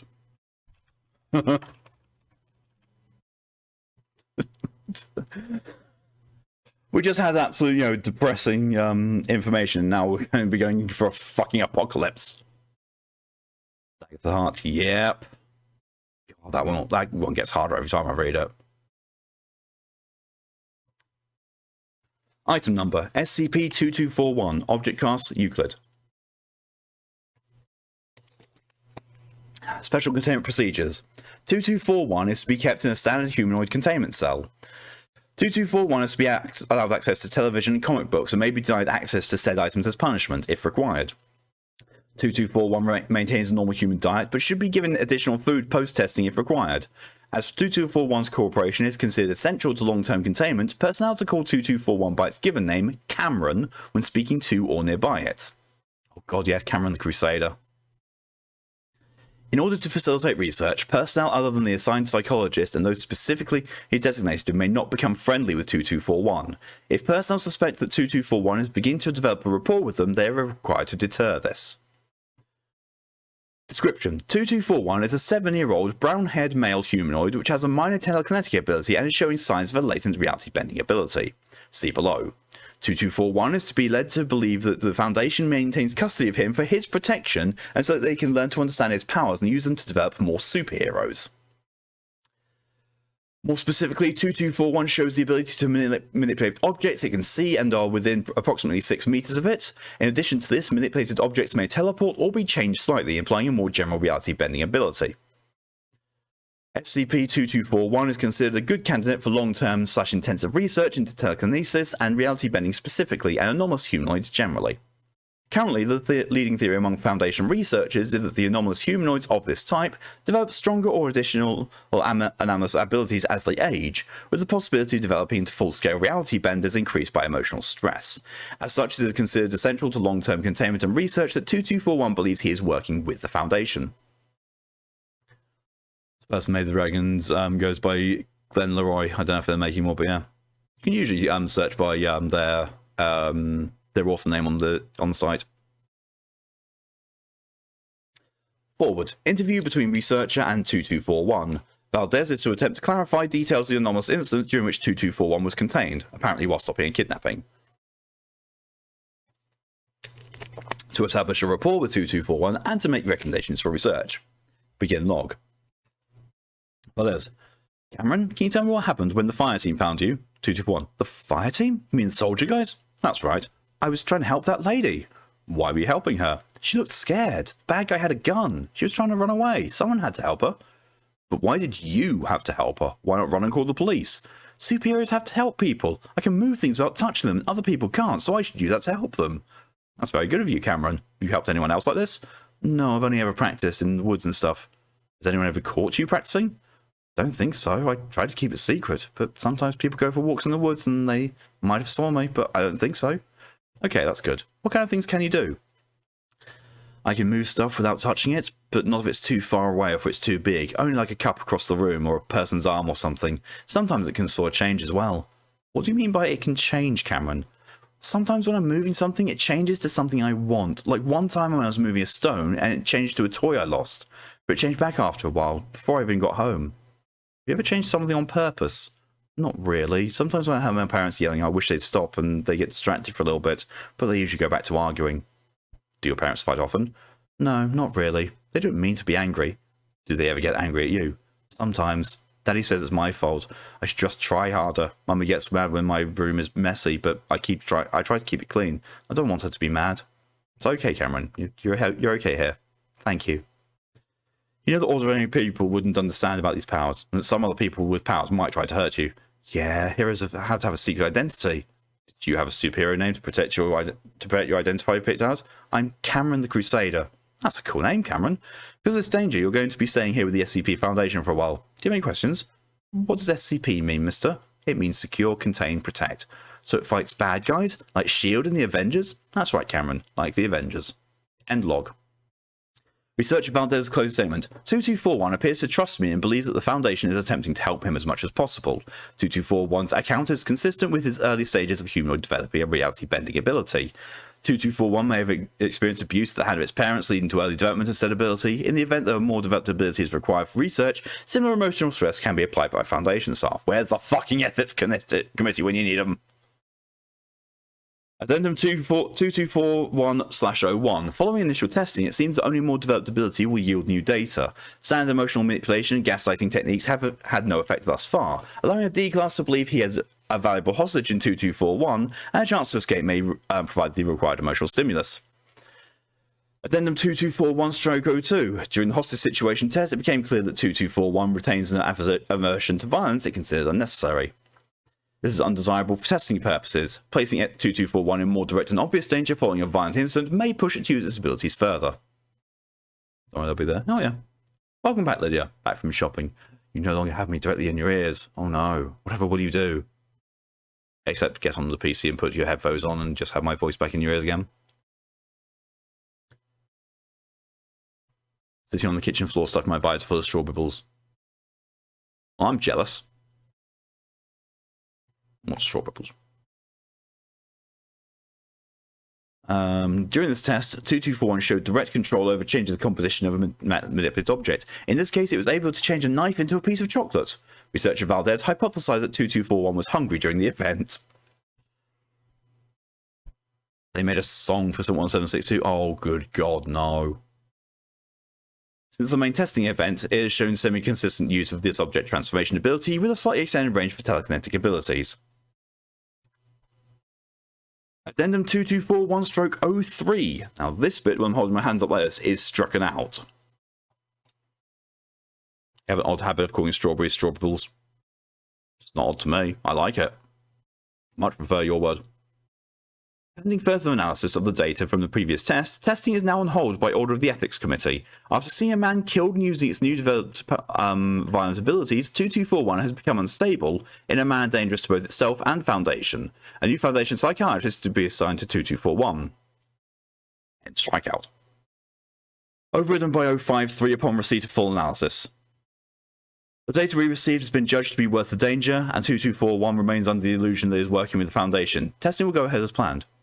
Stuff strawberry in penis' mouth. I think you stuffed something in my mouth as well, Lydia.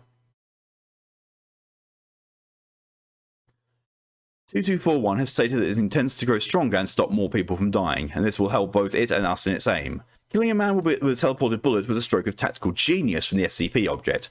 Military Task Force Theta 17 will be ready to respond during all further rounds of testing as a precaution. 053.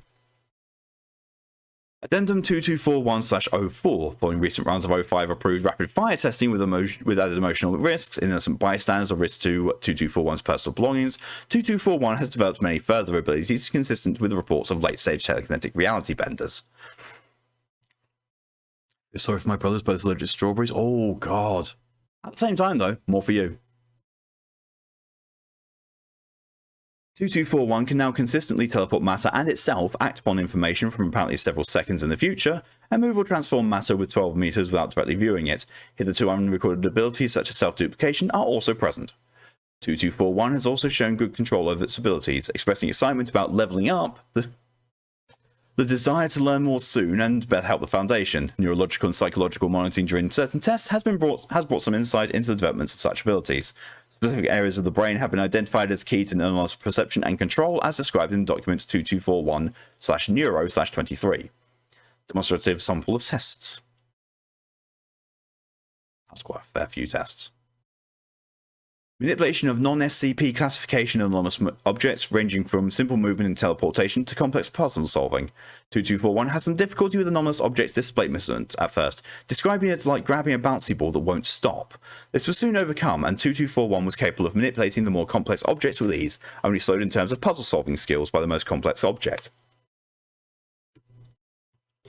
Despite initially growing frustrated with this, 2241 was delighted when the anomalous puzzle box contained his favourite brand of chocolate bar. Apparent danger to Foundation personnel from malfunctioning armed drones. 2241 turned the drones on each other, disarming the last by teleporting its weaponry away from it. These straw bubbles never make it into the fridge. Unless the interior of your visor is, refrigerated, then that's technically a fridge. Poor Punnet is gone. Same with me and most fruit as well. Like, this morning, like breakfast, like, hey look, I've got a punnet of blueberries. No, I don't. This was a big punnet as well. It's just gone. All in my belly. Bomb disposal in the vicinity of innocent civilian D-class.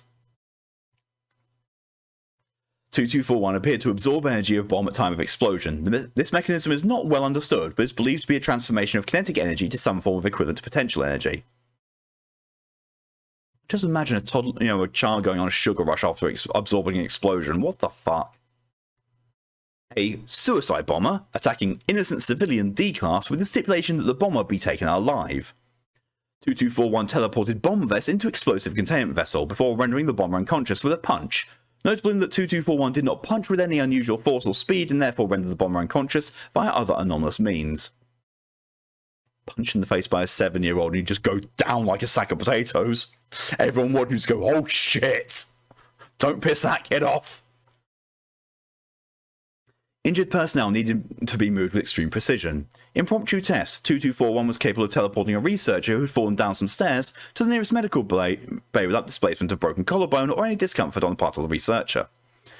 Discovery of bomb within 2241's personal belongings. 2241 became enraged and teleported bomb a great distance into the sky before it detonated. 2241 took some time to calm down, repeatedly saying that no one can take my things, it's not fair, I'm strong, I'm the Crusader. Noted lack of precision with abilities when angry, possibly deliberate show of rage. Stealing box from Foundation modified bank vault. 2241 managed to teleport in, take the box, and slow down Foundation sensors after tripping them before they could transmit that someone had been detected. This was only discovered upon later analysis. Clear validation of causality by 2214. 2214 expressed no concern about activities of dubious morality, a clear change from even days ago. Long-range surprise attack by robotic mortar. Well, that ramped up. 2241 became enraged and caught mortar bomb before throwing it back to the launcher at approximately 1.4 times the speed of sound. Mortar detonated upon impact with mortar. 2241 is clearly less precise in abilities and more violently generally while angry. Perception problems when angry also seem to be an issue. 2241 was heard to say, I hate them, I'm a Foundation Avenger, I hate the bad guys, I'm going to fight them all. Excuse me, I know, right? Get fired, get fired by a mortar. Catch, yeet at 1.4 times the speed of sound. What the fuck? 2 civilians held hostage in rooms connected via bulletproof glass window by enemies with guns, which 2241 was informed were impervious to sabotage. 2241 was also informed that the hostages could not be teleported without physical contact. 2241 instructed to rescue both hostages. 2241 duplicated self and teleported both hostages to Foundation command post simultaneously before returning to capture both enemies. 2241 reported nausea afterwards, but no other ill effects. Lack of attempts to do things 2241 was told were impossible, likely indicative of strong loyalty to and belief in the Foundation. This ability has not yet been confirmed among any known reality benders. Oh yeah, it's just fucking weird now, Lydia. The Ethics Committee formally recommends that testing be ceased while SCP-2241 receives treatment for severe emotional problems and personnel are investigated. Overridden by 053, testing will go ahead as scheduled. Treatment of known problems will commence immediately afterward. Previous testing was improved with 05 clearance. And once again, we've got a strikeout section. Addendum 2241-05. In light of recent results, psychiatric treatment of 2241 has been delayed in favour of invasive neurological testing, with emphasis on closely monitoring of newly discovered hotspots during utilisation of anomalous abilities in live combat. Surgery will commence commence within the week, and 2241 will then be deployed against armed D-class from military backgrounds. Back to normal. Testing cancelled by Ethics Committee followed routine review. Researcher Valdez under investigation. Security clearance temporarily revoked. Implanting a monitoring chip into a child this young cannot be done without significant developmental damage in later years. This will cause catastrophic problems for both the child and long-term containment, given his well-developed capabilities. Additionally, deploying a child in combat, even under testing conditions, violates all moral norms. Personnel involved in sweeping the previous rapid-fire tests on the rug are under review. Ethics Committee ID EC12A51. Testing reinstated by order of 053, Researcher Valdez's clearance restored. These tests are more important than one SCP, regardless of whether it looks like a child. Long-term containment observation is no longer a priority, given the utility of data we have collected via intensive testing in the short term. The risk of the SCP breaching containment is minimal given its loyalty. We now know which parts of the brain deal with certain anomalous abilities. With more detail, we can see how. We may even learn how to induce these abilities, and we will definitely learn more how to neutralize them. 053. Testing cancelled by 054 and 057 following investigation of researcher complaints. Researcher Valdez held by security personnel pending council meeting. This is too far. We cannot let this stand as precedent. This is but one step removed from child soldiers and even less removed from militarizing an SCP-level object. 054. Also, there's a lack of poke for the SCP stream. Yeah, that's one thing as well. Let me just go and have a look. It shows that they're on mobile on Discord, so they may be here. Well, here, or they may not be. We shall see. Does someone have a Monster Hunter High? A Monster Hunter Highs itch.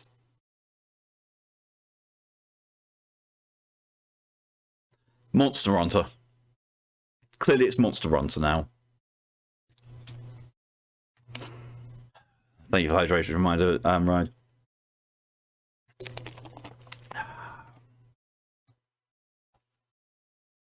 Thank you, lady, for the British Recharge redeem. I will make a cup of tea with honey. What? Monster Runter.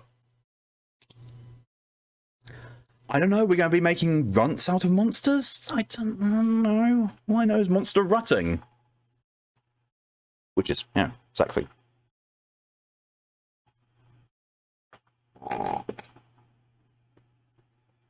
Thanks, honey bottle. I love that both Lydia and Ryan said, oh my, at the same time in reaction for that one.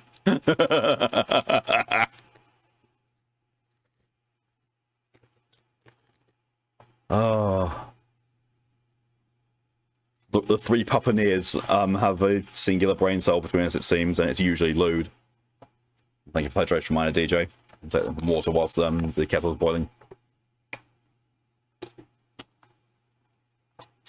Really? Ride says same wavelength right there, immediately followed by Lydia, same brain cell. Apparently until the puppers are deployed, you know, we're borrowing their brain cells. And then they lose them when we actually start playing.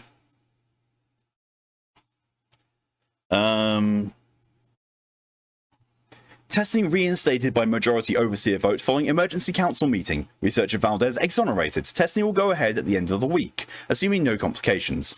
Let's spray my logo. I believe the results will justify both the risks and the means. We are closer than ever to understanding the mechanism by which human brains interact with extra-normal phenomena.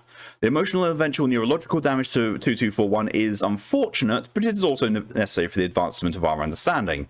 In addition, due to the new modification of the monitoring hardware, 2241 can be neutralized quickly should it become a threat at any time after the surgery.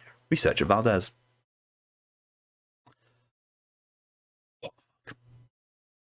What the fuck?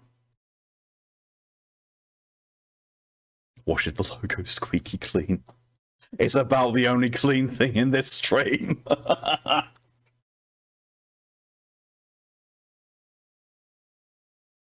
Especially considering the antics of yourself, Ride, and me.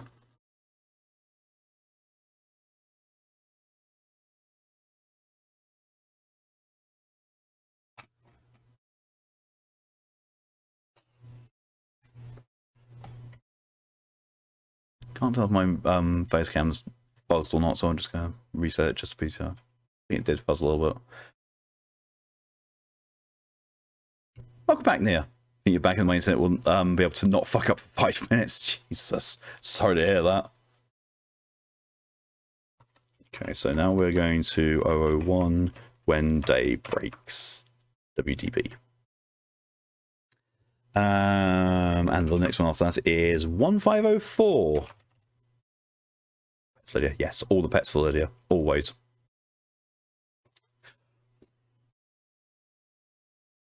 Just reminds me of a picture I saw, a while ago. Pet my belly from the inside.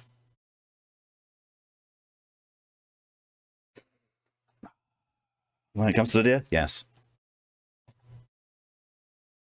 And Ride as well, because she's here.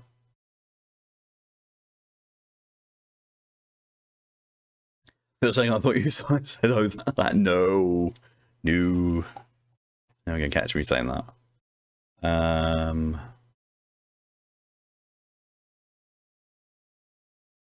Okay, so this is SCP-001 when day breaks. This is a fairly lengthy one, as I recall. But yeah, it's a very good one. It's the very first 001 proposal that I ever read, and I really enjoyed it. And this one was definitely a Pokey suggested one, definitely. I'm fairly certain that 3001 was as well. You see that once on stream at the weekend, it confused people. Yeah, I never thought I'd ever hear you say that. I got confused. My brain short-circuited slightly. It didn't make me cringe anywhere near as much as it does when I hear it usually from other people. But then again, I really like listening to your voice, so that's probably what it is. Right, here we go. Wait, what's up?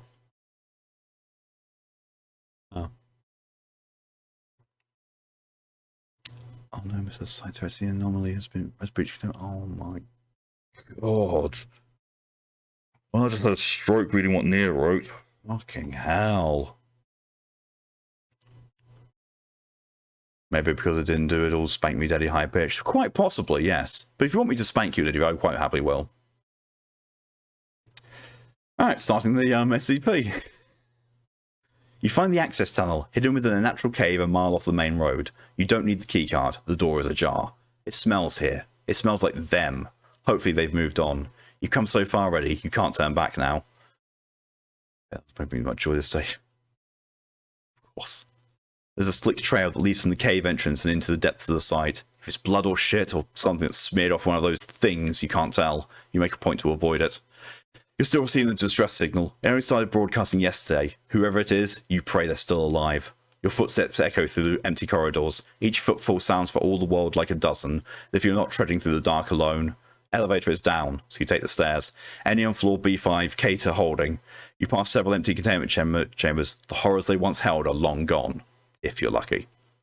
The trail leads you to an office building off the main hall, the source of the signal. The door is cracked open, but stuck. You plant your feet, push with all your might. Something skitters out of one of the rooms to your left and around the corner before you get a look at it. Your first thought is dog. It was on the ceiling, though. You take refuge in the room, slam the door behind you. It's dark here. You're safe. You take off your jacket and head wrap. It'd be a damn shame to die from something like hypothermia after all that's happened. The sole operating emergency light rotates in its casing, casting a pale orange glow across the room every other second, as if the room itself has a pulse. There's shelving haphazardly placed behind the door, a barricade. You scan the room, soiled clothes, half-eaten food. Despite the presence of the adjoining restroom, there's excrement in the bucket in the corner. A pneumatic chamber on the northern wall would have been delivering consumables to the occupant. The trail terminates in the corner of the room, forming a thick puddle. You spot 3 pharmacy bottles. Further inspection reveals them to be various opioids. They're all empty. There's a desk with a computer atop it. Approaching the terminal, you can clearly see the blinking light of the power button. You take a seat and turn it on. Spider dog, does whatever a spider dog does. Can he swing from a web? No, he can't. Hubs your leg. Look out, here's a spider dog. Emergency protocol activated. Clearance level safeguards removed. Full access granted. Secure, contain, protect. Loading. You hear footsteps just outside the door. Every first step comes down heavy. The second drags behind it. Loading. Authenticating. A dark shape blots out the light streaming into the slit between the floor and the hallway and the doorway. Authenticating. You tense up, waiting with bated breath, praying it will pass. You damn the deafening thumping of your heart for betraying your position. Please wait. The shadow receives. You breathe a sigh of relief just as the screen comes to life. Opening file. Automated Secure System Notification Code 235 ASSN 235. There's been an error in retrieving the current iteration of the SCP-001 file. You're currently viewing revision number 3. New revisions can be accessed at the bottom of this page. Access file SCP-001 revision number 3/12. 1. Audio file. Revision 3.12 updated 1,312 days ago. Item number SCP-001. Object class Apollyon. Special containment procedures. Due to its nature, 001 cannot be contained. Survivors of the 001 event stationed within secure facilities are to remain in contact with one another. Personnel are encouraged to attempt to reach Site 5 crossed out, Site 19 by any means at their disposal. Site 5 also has a footnote of personnel to be reminded there is no Site 5. Personnel with knowledge as to the whereabouts of the O5 Council are to relay this information to the Administrator. Survivors attempting to travel outdoors must fully cover their bodies in protective clothing, preferably several layers. Travel by foot should be limited as much as possible. Cities and man-made structures in general provide the greatest protection. Formerly wooded areas should be circumvented. Travel by air is preferable above all other methods. Personnel exposed to SCP-001 are to be considered lost. Compromised personnel are to be abandoned. Euthanization is not to be attempted. Excuse me. Collective instances of 001A that are of formidable size are to be avoided at all costs. Conductive electrical weapons have proven partially effective at immobilizing instances and may be used for self-defense. Incendiary weapons work as well. Cryonic munitions are the most effective thus far. Testing has revealed that 001-A is relatively safe to consume. Ew. This is only to be considered as a last resort in the absence of other options, as SCP-001-A may reconstitute within the digestive system. Only small portions should be consumed at a time to prevent blockage. Ew. Personnel stationed at Site 19 are to pursue research concerning off-world colonization. Shuttles must be constructed as to not allow light to penetrate the interior. To those of you with families, or God forbid children, I'm deeply, deeply sorry. You must push on. Do not let their deaths be in vain. We do still have time. Humanity may still have a future. Come to Site 19. We need all the hands we can get. Learn to embrace the darkness, friends. Fear the light. The SCP Administrator, aka Pokey. Description. 001 is the designation given to the Sun after an event on System Error Data Lost EC-172, contacting sysadmin, resulting in approximately 6.8 billion casualties within the first 24 hours. This event has been categorized as a XK something class solar singularity scenario. The 001 effect does not seem to result from exposure to ultraviolet rays, but rather light in the visual spectrum between 390 to 700 nm. The effect is particularly present in moonlight. My favourite organic paste ice cream. Oh god, it's Soylent Green. How does it taste? Varies from person to person. Upon contact with visible light produced by the sun, living organisms liquefy at the point of contact, with the effect spreading until the entire organism is covered. Visually, this is reminiscent of melting wax. The time this takes is largely dependent on the level of exposure and size of the organism. Despite this restructuring, at no point do living organisms perish. Upon completion, these organisms, 001-A, take on a gelatinous consistency. Motile organisms will attempt to orient themselves in a fashion reminiscent of their previous form, to varying degrees of success. Flora typically remain physically inert, yet are still capable of photosynthesis and still produce oxygen. Organisms capable of flight lose the capability to do so. Fauna remain sentient and display behaviour that parallels their non-anomalous counterparts when not absorbed into a collective instance. Humans retain a modicum of sapience and memory. Biological anomalies exposed to 001 are affected in the same manner. It seems that exposure nullifies any previously expressed anomalous characteristics. Due to their composition, instances of 001-A that make contact with one another may combine and blend to the molecular level. This does not seem to cause any pain or distress to the instances, though the resulting bulk can inhibit movement. Since the 001 event, most instances have congregated into such collectives which seem to possess no maximum volume. The resulting biomass is amorphous and chaotic. The component organism will shift between a full to semi-liquid state. Limbs and bodies will rise periodically from the mass for a short duration before deteriorating and be subsumed by another life form. Collective instances will locomote by using their appendages in tandem to carry their mass. Larger instances will form a pseudopod of the constitute life forms and drag themselves about in a manner similar to an amoeba. Open attached file, audio log. Access granted. A harsh static lashes out of the speakers when you open the file. It disturbs the stillness of the room, catches you off guard and quickens your heart's pace. There's some handling noise as the recorder adjusts their microphone. A brief moment of silence passes, and then... This is Dr. Logan Igota, level 3 researcher. There's a quiver in her voice that betrays her attempts at professionalism. She pauses, takes a deep breath and continues. Due to Site 46's possession of several communicable info hazards, we have been cut off from the rest of the network under blackout protocol. As such, I'll be updating this as we come across new information. On the bright side, we're still actually receiving transmissions from few sites. A good number of personnel have made it seems. Some are planning to make a break for 19, some are trying to fight the dash, as some like us are simply biding their time. Our site is sealed for the time being. We're not ready for the journey, at least not yet. She sighs. We experienced a containment breach a few days ago. One of the higher maintenance humanoids broke loose. Son of a bitch compromised containment in half a dozen cases and ran off. It didn't make it more than 5 feet from the tunnels before collapsing in a soup. I watched it play out on the cams. Didn't take long for them to get back up. She stops again, mutters to herself incomprehensibly. Before you hear the unmistakable sound of a match strike, she exhales audibly. Ah, much better. Not exactly a designated smoke area, but what the hell, right? She clears her throat. Commander Renard suited up and went to the town on the next day. Tried to drive them off. It didn't turn out very well, poor bastard. But we did learn a thing at least. Pause. Exhale. There's only a few of us left here. I'm holed up in one of the offices. Jerry and Director Phillips are somewhere in the barracks. Clyde and a few Ds locked themselves in the armory with Ari. I really should see how she's doing. She trails off for a moment, before you hear the buzz of radio chatter. Hey hun, how you holding up down there? A voice responds, a man with an exaggerated mocking tone. I'm doing just fine, Poopsykins. I want to know one of you bunches. Logan shoots back. Who? What? Knock it off and put her on, damn it. I need to speak with her. There's a clamour on the other end while the radio changes hands. A soft voice calls out, concerned. Babe, what's wrong? Logan responds, nothing. Pause, exhale. Just wanted to check in real quick. Ari pleads, I'm fine, babe, really. I can take care of myself. A creak. Logan shits in her seat. No, I know that. I can't help it, though.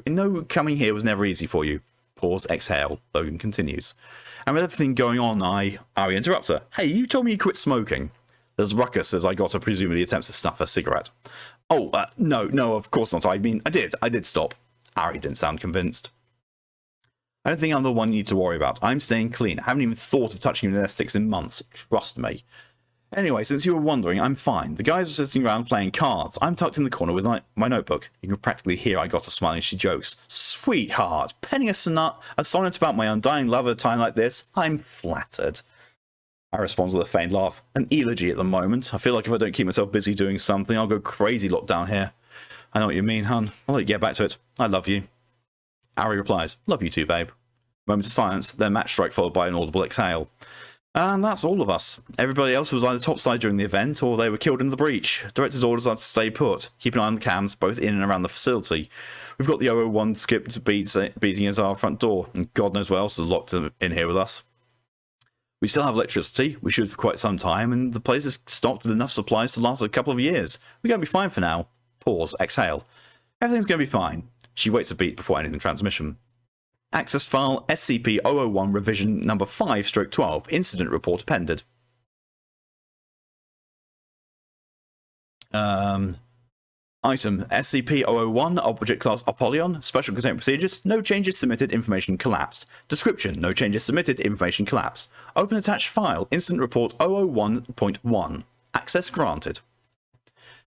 We've just been sitting out there this entire time, calling out to us, begging for us to come outside. The noise drew in more of them. There's this one mass that I'm sure must have a few dozen people, and God knows how many animals rolling around inside it. Screams and bleats and screeches and howls non-stop, louder than all hell. The worst ones make this disgusting moaning, like they're actually enjoying it. They're not going to leave so long as they know we're down here. We managed to talk one of the Ds into going out to see if he couldn't draw them away. He was surprisingly okay with the plan. All he asked for was a gun and a single round. He made it out there and one got a hold of him. He tried to get his mask off. He managed to work the pistol up beneath his chin in time, got it off. I figured he was lucky. After he fell limp though, he kept working at his suit, pried off the hood, poured itself inside, began tearing it off him from within. He came back, started changing, dripping out of the suit and screaming and screaming and screaming. They won't even let us die. The director has a plan. There's an escape tunnel hidden in his office. Tram under the site will take us to a safe house. We should be able to start towards 19 from there. Access file 001 revision number 8/12. 1 attachment. Revision 8/12 updated 1,200 days ago. Open attached file. Video file. Access granted. You see her for the first time. Dr. Igota is seated where you are right now. She has a pained look. Her eyes are bloodshot. A large, wet, red-black blotch has formed on her breast pocket. She draws a shuddering breath, parts her lips as if to speak, and stops herself. She bows her head and cries silently. After a minute, she manages to choke out. The tunnel, floating through the ceilings, dragging them into the light and ripping off their clothes, and... She reaches into her breast pocket and withdraws a finger. The glint of a wedding ring is visible above the severed portion. She holds it close in cupped hands and runs a thumb across the glimmering band. She sits like this for an eternity, whispering apology after apology, begging forgiveness. Lost in the moment, she looks up after some time. There's a look of realization when she sees she's still recording. Before she places the digit back in her pocket, she leans forward as if to turn off the camera when a radio crackles to life. It broadcasts white noise for a few seconds, and then a voice that sets you on edge. Logan? It's Ari, almost. Her voice has taken on the disgusting gurgling tone characteristics of the affected. Logan's jaw drops. What little colour that was left in her face drains. It speaks out again. Where are you? Why can't I get back inside? Are you there? Logan rummages beneath the desk for a moment and produces a handheld radio. Her hands are shaking. The thing implores her. Its inhuman speech curdles your stomach. Babe, it's alright. I'm alright, really. It's a bright sunny day and you're just wasting away down there. Logan is in tears, her finger hovering just above the call button. The Ari thing draws a deep, wet breath and speaks. Such a beautiful, clear blue sky, just like that day. Do you remember, babe? Logan withdraws a cigarette with her free hand, followed by a pack of matches. Her shaking thwarts the first attempts to light it. She swears silently. Third time's a charm, she inhales a quarter of it in a single drag. The Ari thing continues. It was so perfect. Everything was how I'd always dreamt it would be. You planned exquisitely. I'd never felt so in love. You even had the band play our song. Oh no, indeed. It starts singing. Golden Days in the Sunshine of Happy Youth. I am not going to actually try and sing this because I can't sing. And I would like to, have some semblance of voice left. Logan begins rocking back and forth in her chair. Golden Days in the Sunshine of a Happy Youth. Logan hurls the radio across the room. It smashes somewhere off camera. It's still somewhat operational. You can still hear the thing singing. More voices join in chorus as the radio slowly loses life. A few, a dozen, then more. Golden days, in our hearts we remember them, all else above. Days of youth and love. They continue singing until the radio mercifully dies. Logan rushes out of her chair and you can hear her vomiting off screen. The video films in an empty seat for several minutes before she returns to end the feed. Just had a scary idea. There's this SCP, I forget the number, that works as a humanity reset button. It basically makes several billion humans as remakes human history until some date. If everyone had come in contact with that SCP, it would have grown infinitely and remade. Oh god, yeah, that's scary. Something isn't right. SCP-2000. I don't know if I've seen that one. Read that one. How he hit your elbow again. Lydia, I know you like hitting on me and you like me hitting on you, but that's no reason to try hitting on the desk physically. I will say, though, I'm going to take a very quick be right back. God, have a bathroom break. I've drunk far too much water and tea.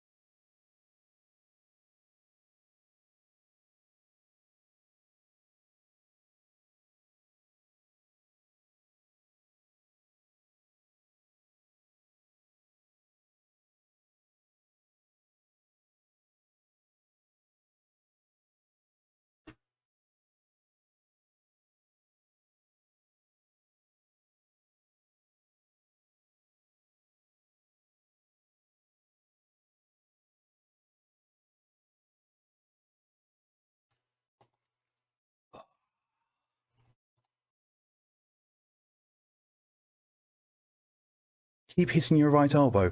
Lydia, do I need to go to a skating shop, get one of those, elbow pads and just send you one? Is that what I need to do?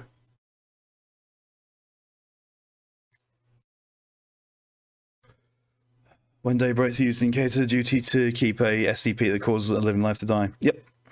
Yeah, I think I've read cater duty. I very much do recall doing so. Yeah, my 14th stream. The second one I did was cater duty. Time SCP 2000 on the list to make Mark read next SCP. Have I read it? I don't know. No, I have not. Oh, there you go. Yes, I'll bring you on over when I visit, or you can come get it. Or when you visit, do I just have to wrap your arm in bubble wrap or cotton wool, or just completely so you hold your elbow the entire time? A lingering paranoid sensation washes over you. You're being watched. You defensively dart your eyes about. Let it take a second to adjust to the darkness beyond the monitor. The emergency light sweeps across the room, stretching and twisting the shadows beyond recognition. That's when you spot it. There in the corner, coming out of the puddle. Time slows to a halt. A pair of hands coating the lustrous black slime you follow through the facility are on either side of the sickening pool, as if something beneath the floor is bracing itself, trying to lift itself up. Something inhuman. The head comes next, rising from the muck. Matted hair conceals its face. Excuse me. Oh. Plus over it by the mystery fluid. It turns in your direction. It stares at you from the corner, which once again falls into darkness. Why have I just...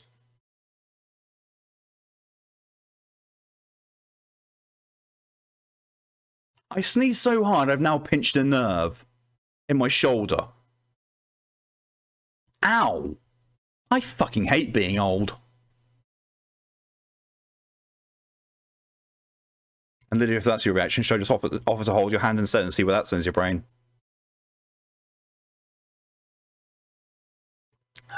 It stares at you from the corner, which once again falls into darkness.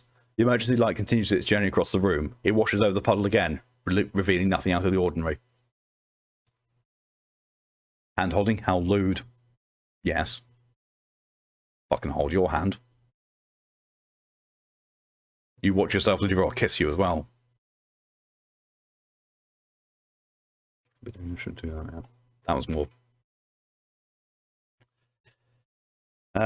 Access file 001 revision number 9/12, one attachment. Open attachment, access granted. Dr. Igota appears on the monitor. She's lost weight. Her eyes are bloodshot and wide. On the table before her lay a knife, a bowl, and a stack of manila envelopes filled with yellowing pages. Atop this stack is a blood-stained parchment. Despite the things that we've had to deal with here at the Foundation, I've always believed we would be able to maintain control. We would hold the darkness at bay, let mankind flourish in the light. Site 19 stopped broadcasting last month. It's been getting harder and harder to find a reason to keep going, especially without... She grabs the knife, contemplates it for a moment.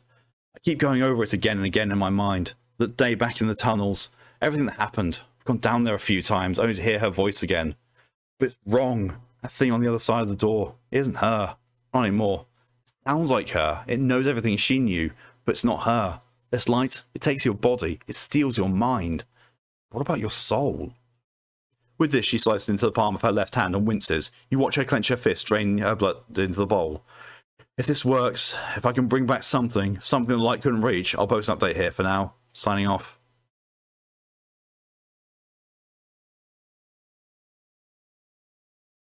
Access file SCP-001 revision number 17, exclamation mark 24 ATA error. Revision 4847/error, updated 985 days ago. Item, hurts. Object, apologize.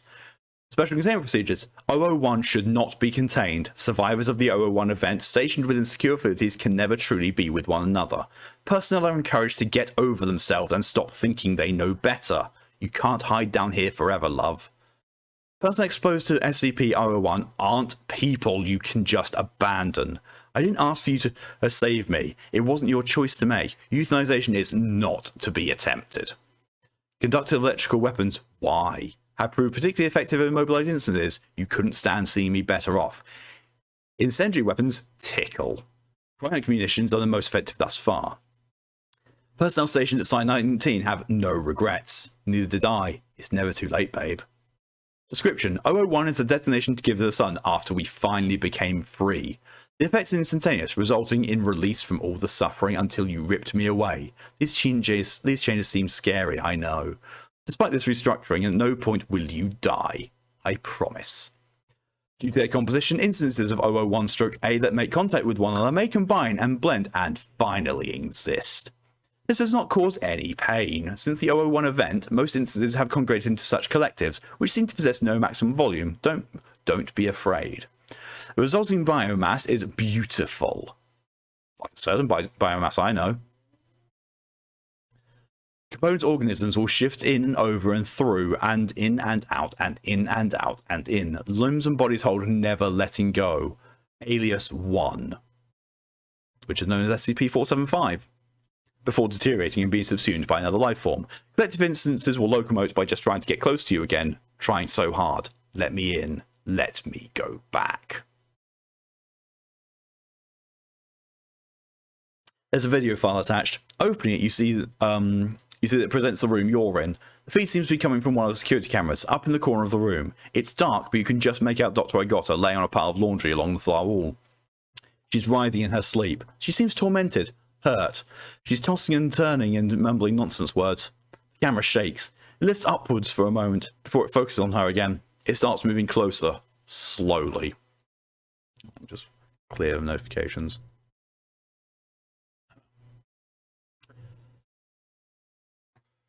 The speakers come to life, pick up an airy, breathy static. As the camera moves closer to the doctor, it becomes clearer, crisper. It's not merely white noise, but dozens, hundreds of voices whispering unintelligibly over each other. You lean in, press your ear almost against the speaker, trying to discern what it is that's being said. Something strange stands out amidst the discordance. Are you paying attention? This next bit is just for you. You're not quite sure what to make of it, though. Looking back at the monitor, the camera has come to halt inches away from the sleeping doctor. The voices stop. There is no sound. A hand, black and oily and skeletal, reaches out for her, brushes away a lock of hair. Her eyes shoot up. She recoils in shock. The feed cuts out. Access file 001 revision number 12 of 12. 1 attachment. Updated 1 day ago. Open attachment. Dr. Igota appears before you on the screen, looking even worse for wear than she did previously. Her hair is thinning, with large swaths appearing absent from the middle of her head. Excuse me. If they weren't reflecting the soft glow of the monitor, you would have assumed she no longer had eyes. How deep they recess into her skull. She stares ahead, unblinking.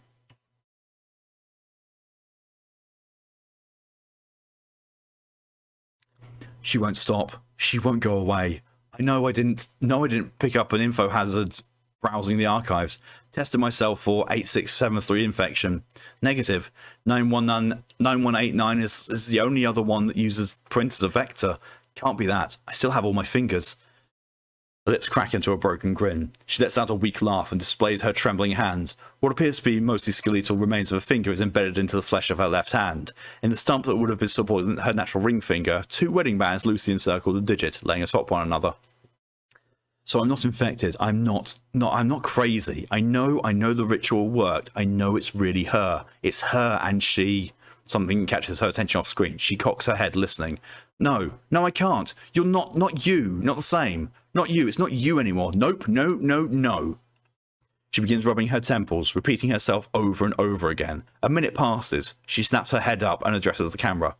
It's her, but it's not. What I brought back. Still part of 01. There's no way out. There's no way. There's no hope for a future for me, and God, I can't go on like this any longer. I'll be safe here. The light can't reach me. I won't let it take me. She brandishes a handgun. I was planning on using this till I found some leftover meds. Didn't want to risk calling attention to myself or to my body. She opens the desk drawer and deposits the firearm. She raises her gaze, stares into the camera. Mum, Dad, Ari, I'm sorry. She reaches forward and ends the recording. The next one's called That's Horrible. You open the drawer and pull out the gun. You absentmindedly turn over in your hands for a moment, wondering where you'll go from here. Site 17? 64? Surely you can't be all that's left. The computer dings.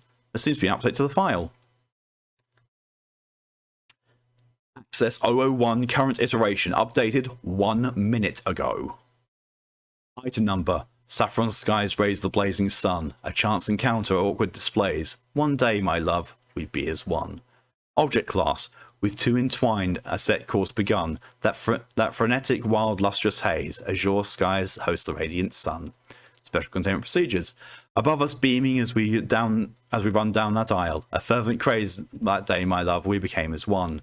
With future unfolded in the life we'd won. Commitment and duty for the family we'd raise. Cerulean skies ferry the shimmering sun.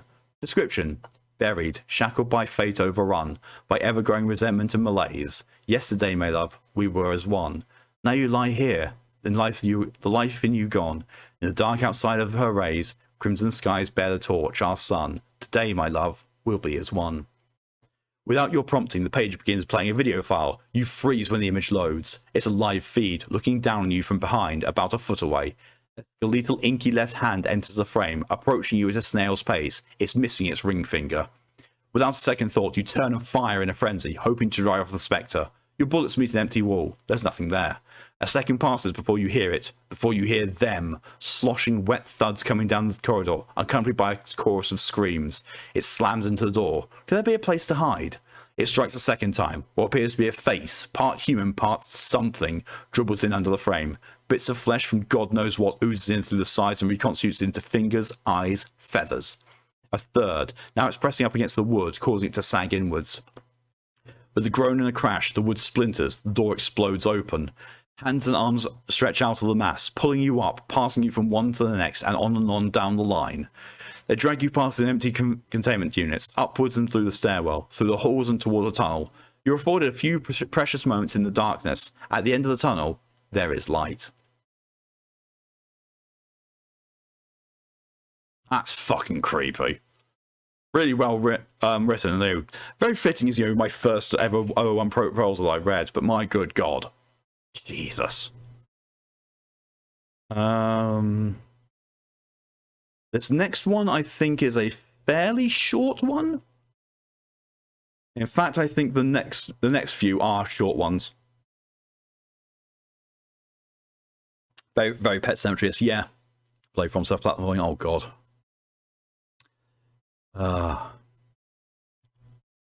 Here comes the sun. Die, die, die, die, die. Davina, hello and welcome. Read to me, Tratty. You got it.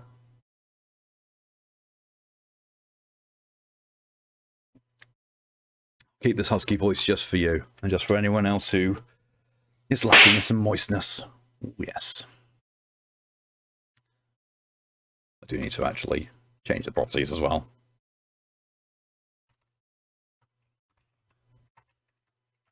.504. Next one is 1472, and I'm very certain I know this one. I remember, yeah, this is the one I remember. That's, yeah. So I don't remember what this one is I'm about to read, but the next one I know exactly what it is. I know what the last one is as well. The last one is one of my actual favourite joke ones. Okay, just woken up. Oh. I'm proud. I'm happy to be the first thing that you see in the morning. Morning moistness bring on. Well, you bet.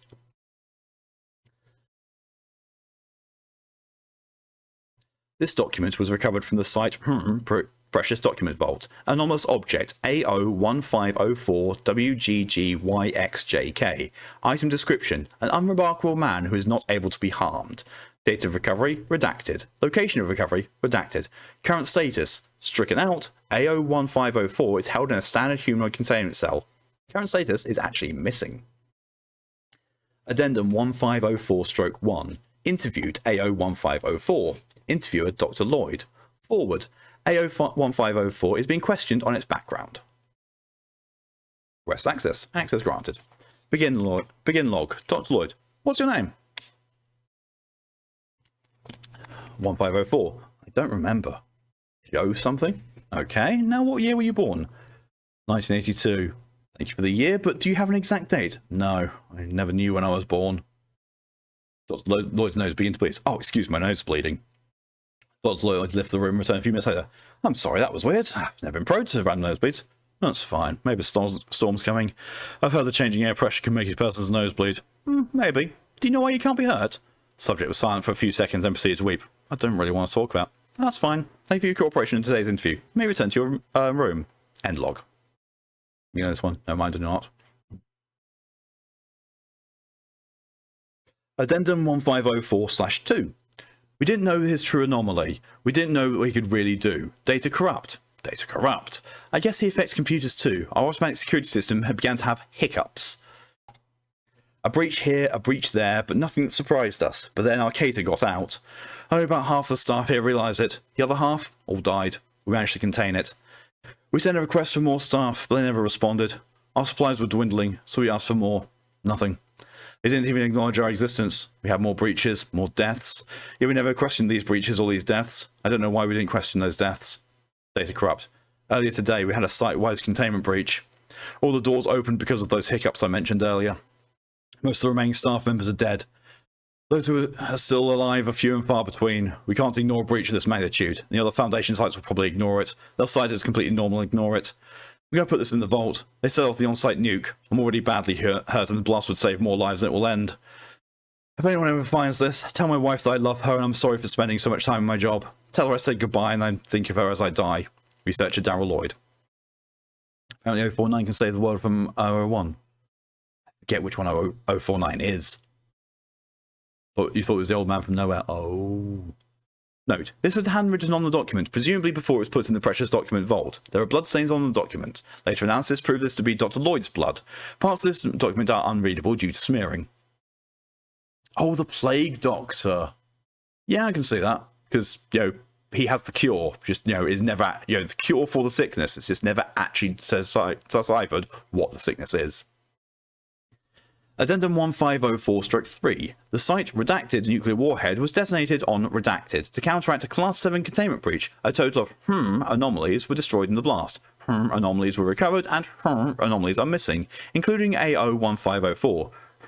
Foundation personnel died in Site This document has been updated per the new information recovered from Site Object number SCP-1504. Object class Cater.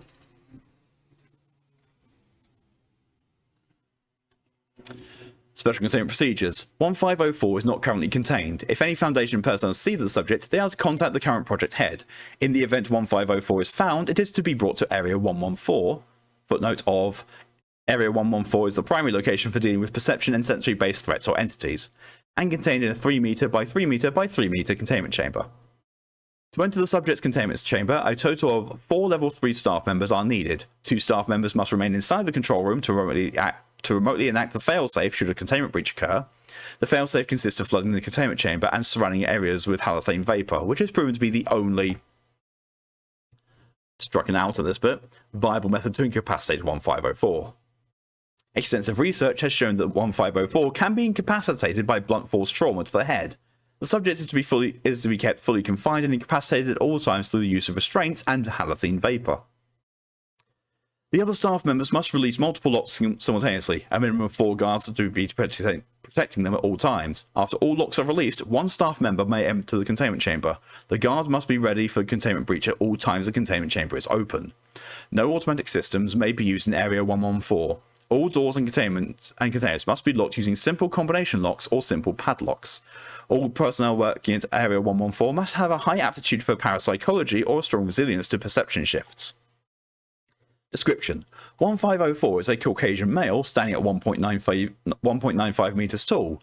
The subject's appearance is unremarkable aside from a small birthmark on its right shoulder. 1504's anomalous traits include its inability to be harmed or killed. All actions carried out by 1504 will be perceived by surrounding individuals as being within expectations for the situation. 1504 has been known to attack personnel who will then believe circumstances of their own doing has hurt them. The subject is able to affect electronic and automatic systems. 1504 was brought to the attention of the Foundation because of its inability to be harmed and was classified as an anomalous object after initial testing. The subject was held at Site in the anomalous object wing of the facility. On a site-wide security failure and subsequent containment breach resulted in the on-site nuclear warhead being detonated. 1504 was declared missing after a search of the site did not reveal a confirmed death. A low-priority search was issued, but was soon raised to high priority after the above document was found. Military Task Force 8-6, aka Awareness Filters, was formed to find 1504. Addendum 1504-1. After being further analysed and sent through multiple filters, it was discovered that 1504's responses were different from what was previously recorded. The document has been updated to include these responses. Okay, hello and welcome. Stored in a Minecraft village. Interviewed. SCP-1504, interviewer Dr. Lloyd. Forward. 1504 is being questioned on its backgrounds. Begin log. Dr. Lloyd. What's your name? 154. I'm not going to tell you, you'll just ignore me. Okay, now what year were you born? Told you, you wouldn't even notice if I punched you in the nose. Thank you for the year, but do you have an exact date? I didn't give you a fucking year. Hey, Doc, watch this. 1504 got up from its seat and proceeded to physically assault Dr. Lloyd. The subject then returned to its seat. Oh, excuse me, my nose is bleeding. Dr. Lloyd left the room and returned a few minutes later. I'm sorry, that was weird. I've never been prone to random nosebleeds. It's because I fucking punched you. Maybe. Do you know why you can't be hurt? I could say anything. I could do anything. I could say that I'm going to and kill your wife and you wouldn't even notice. Hell, I could actually and kill your wife and you wouldn't notice. I'm living in virtual hell because I can't die. I'm going to step outside this room, take the guard's gun. I'm going to shoot myself with that gun and nothing, fucking nothing is going to happen. The subject appears to be in tears at this point. Do you know what it feels like to be in a room crowded with people and they all ignore you? Do you know how hellish my life is? I want to die. That's fine. Thank you for your cooperation in today's interview. You may return to your room. End log. Pokey's response being greeted is just no. Pokey will have none of this greeting shenanigan. So that one took a twist.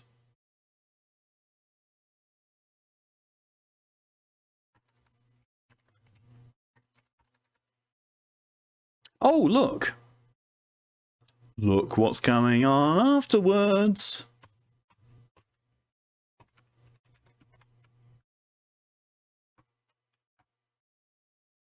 Why are you reading, Lydia?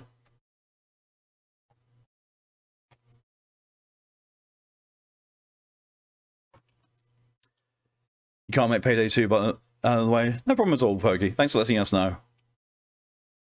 Here goes quote 300 by the infinite ridges on Satan's horsecock. Reading is your default state. That's true. Or, you know, it's either that or it's, or,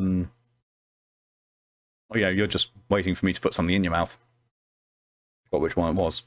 Are you trying to go for gastric Ragnarok by any chance? So, Rise? Yes. We'll do some Monster Runter highs. Phoenix goes for quote 666 and gets back. Piss fuck. Right. Let's get this one going. Yeah, I thought so. That was what I teased with at the beginning, mentioning. There we go. Quote 200 is gastric Ragnarok.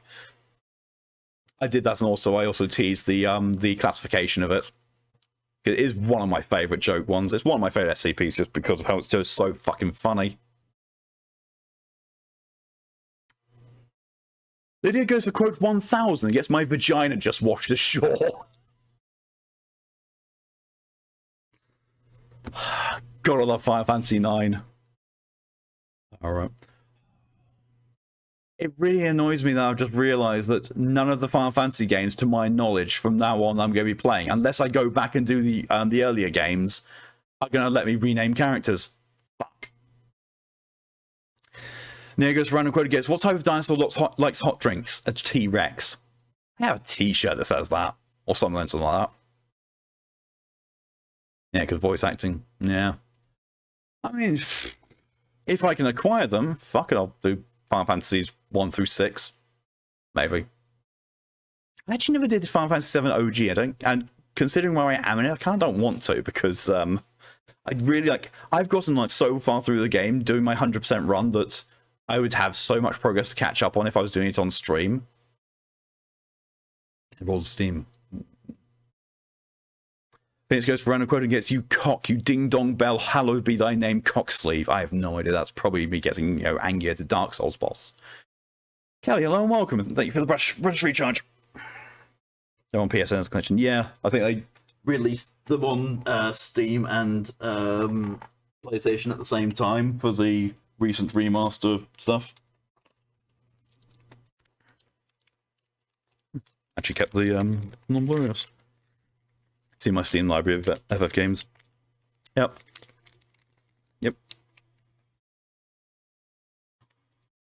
Also check my texts.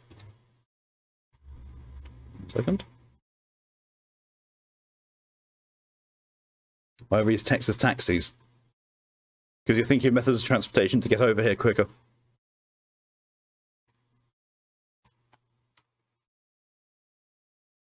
Yeah, I thought that was what it was going to be. Like, whilst I was reading one of the earlier ones, Callie, I heard a knocking at the door. I went and had a look, and there was a big box out there that I pushed in.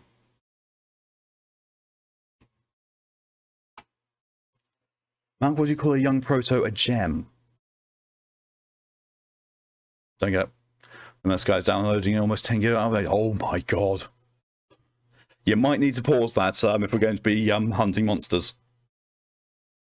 We can go for a random quote and get, oh, that's like licking the foot the shoe was in. That doesn't even make sense.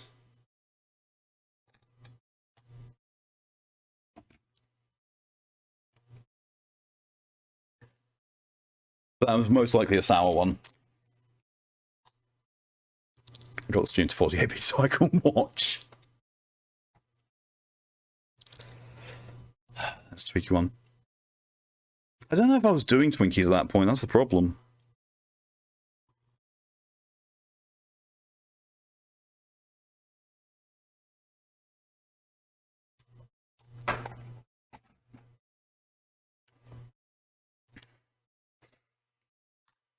Might as well leave it downloading it, sorry, at 7 that's fine. Time for me to run. No problem at all, Kenny. Thanks for coming as long as you did, and I'll see you later. Love you too.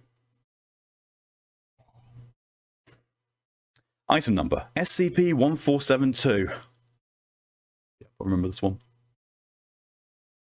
Object class, safe.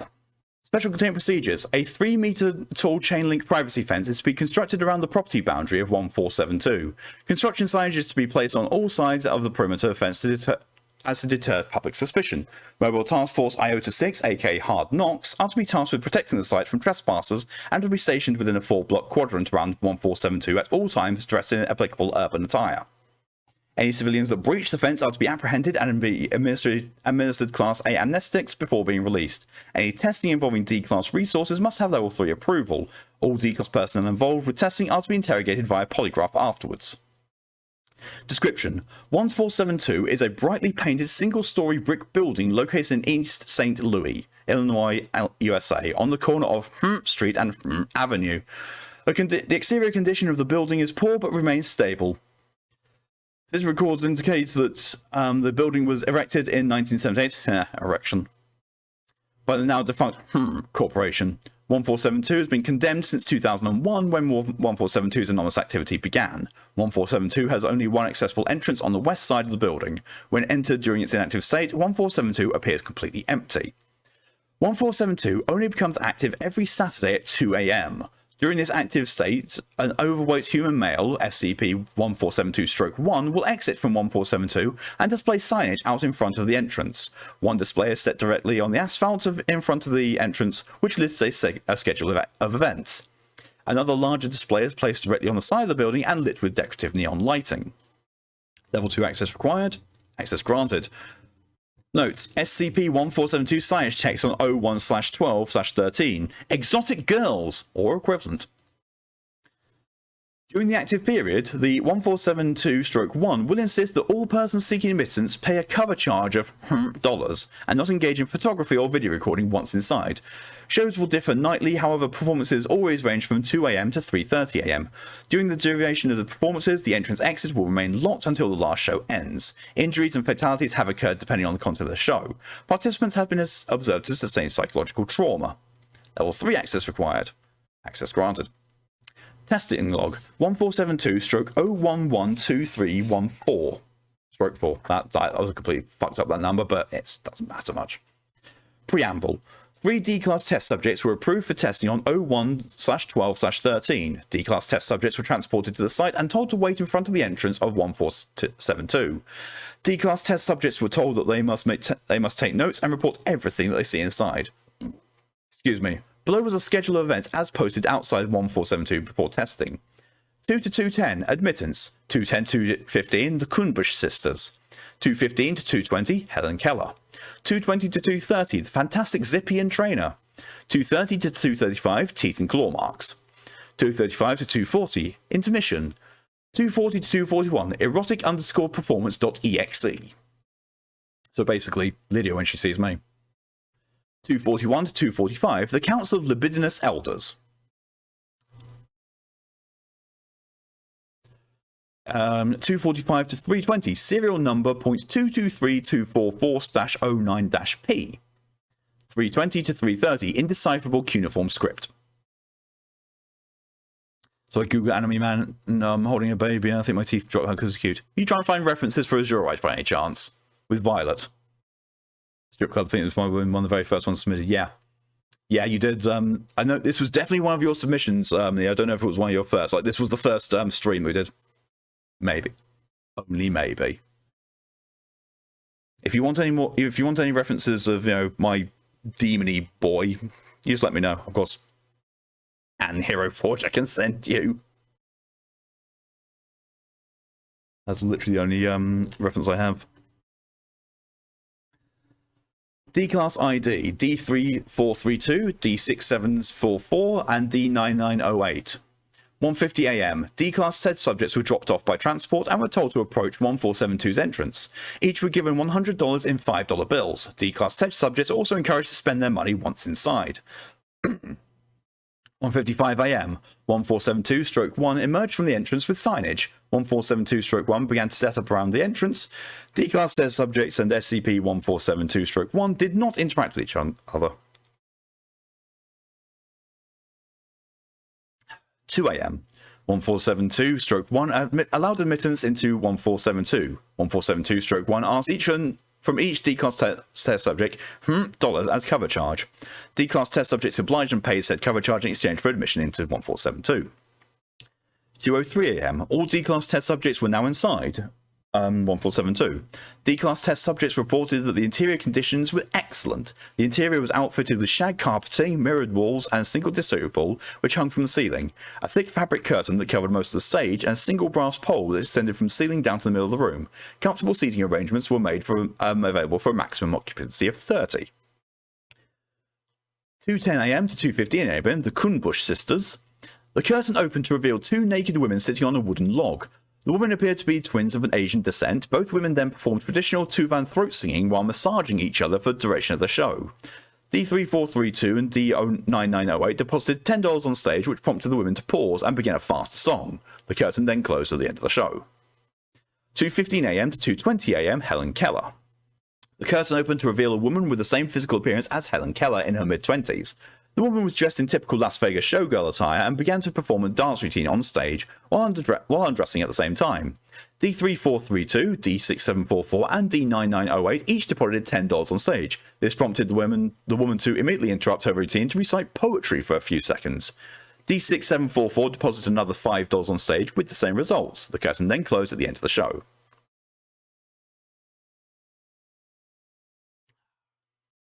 2:20 AM to 2:30 AM, the Fantastic Zippy and Trainer. The curtain opened to reveal an orangutan sitting on a metal stool next to a headless nude woman with advanced necrotizing fasciitis. There's FMA in there and it hurts. Oh. Despite being headless, the woman was able to function normally. The orangutan then proceeded to give vocal commands directed at the woman, to which she responded by performing a pole dancing routine. D3432 deposited $5 on the floor next to the woman. The woman responded by pushing the $5 bill directly into her exposed trachea. The orangutan then ordered the woman back to the stage. The curtain then closed at the end of the show. Oh, yeah, this just gets progressively weirder and funnier. 2:30 AM to 2:35 AM. I remember Torian commenting on this bit exactly. Teeth and claw marks. The curtain opened to reveal 4 predatory bipedal reptiles. Based on D-Class test subject descriptions, the reptiles may have belonged to the genus Velociraptor. Each were dressed in a Japanese-made cosplay costume tailored to fit them. The reptiles began to approach D9908 off stage in an extremely aggressive manner. D9908 relinquished all of his money, which seemed to appease the reptiles, so they collected the money and shifted attention towards D3432. D3432 also relinquished all of his money with the same results. Afterwards, all 4 reptiles were ordered back on stage by 1472-1 and the curtain then closed. D6744 divided the remainder of his money with the other D-Class test subjects.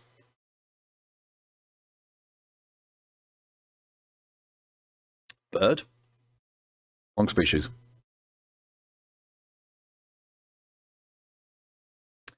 Um, 2:35 a.m. to 2:40 a.m. Intermission. No offense reported in this time.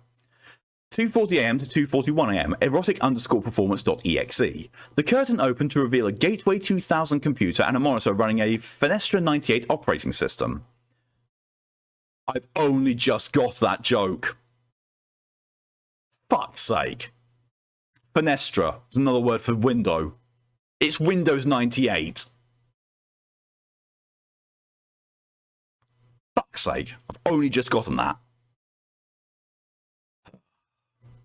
The display booted up and opened a program on its desktop. The computer then began to rapidly recite a multitude of different equations as well as their respective 3D graphical representations for 20 seconds. At the end of the program, the monitor displayed the word insert in the form of a screensaver.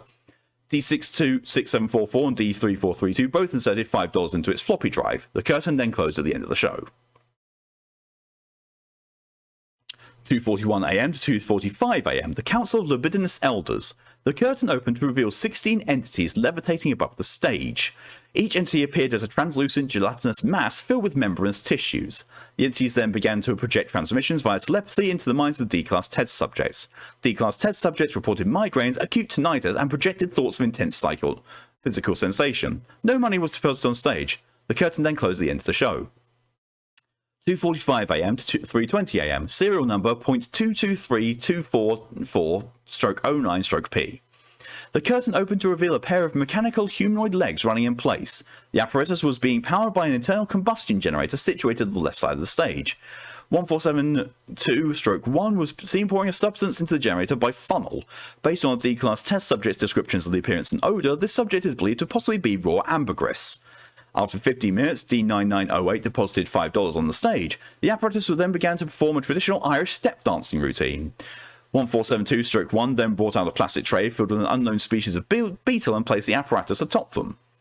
The apparatus continued to dance for the duration of the show, while 1472-1 periodically replaced the trays with refilled ones. The aroma produced by the performance was reported to be overly pungent and to the point of nausea. The curtain then closed at the end of the show. 3:20 a.m. to 3:30 a.m. Indecipherable cuneiform script. The curtain opened to reveal SCP-1093, which, as I don't actually know what that one is. That is... It's a being comprised entirely of bright light. Wearing a small mawashi and holding an ornate stone blade. After a minute, 1093 lunged at D3432. After a brief altercation, 1093 was able to render D3432 unconscious and move his body towards the stage. Based on reports by the D-Class test subjects, 1093 then began to perform a ritual human sacrifice. D6744 was attempted to rescue D3432, but was halted by 1472-1 and was warned that he was not allowed to touch the dancers. 1093 then proceeded to remove all major organs from D3432 in order of size before kicking them off stage. This lasted for the remainder of the show. One of their related Dr. Bright. Oh my good god. Note, Foundation records confirm that 1093 was secured in its containment unit during this time period, which suggests that this was a physically identical yet extremely violent instance of 1093. It is also believed that during the performance, 1093 was only producing roughly 4% of its normal radioactive emissions, since D6744 and D9908 survived with moderate radiation poisoning after the show ended. Oh, hello and welcome. You slept through the whole stream. There's still another 3 hours. This part of the stream is going to be ending, and we just got past the part where you mentioned Shriek when I originally did this. 3:32 a.m. 1472-1 was observed standing outside smoking a large cigar as the surviving D-Class test subject staggered out of 1472. D6744 and D9908 were apprehended and taken to the infirmary. 1472-1 was then observed removing the science and retreating back into 1472. D3432's remains were never recovered.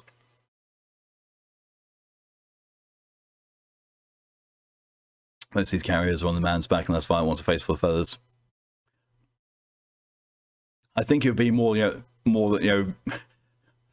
Az wouldn't want Violet tugging on his feathers the entire time. I get the impression they're kind of sensitive.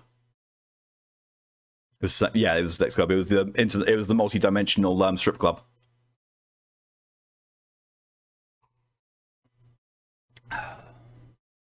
Oh god, going past a sweet shop on the right, just tugging on the right wing incessantly. It's like, ow.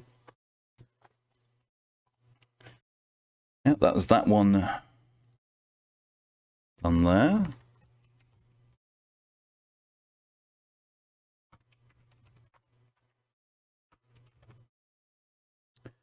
Malk's reading sex clubs, and I'm looking at wholesome baby pics. Yeah, just your average Monday. And now, I was fully unprepared for this SCP when I first did this. I had no concept of the joke SCPs. I've been told about them, and like, it's a joke one. I was like, okay, fine. Like, well, the previous one, was kind of funny at times, so I had no idea. Got even the loot of the wholesome. Pretty much. So, here we go. Item number, SCP-666.5/J. Object class, sweet mother of mercy, the Devacator. Special containment procedures. A minimum of 7 on-site staff members of Abrahamic faith must be present in 666.5/J's containment chamber at all times. 666.5/J must not come into contact with any living organism without the written permission of a level 4 staff member. Weaponization and use of 666.5/J in containment/neutralization of Cater class SCP items is under review by the O5 Council. I love this one. I really do. Like, I've read it on stream, like a total of, this will be the 3rd time I've read it on stream. Still gets me.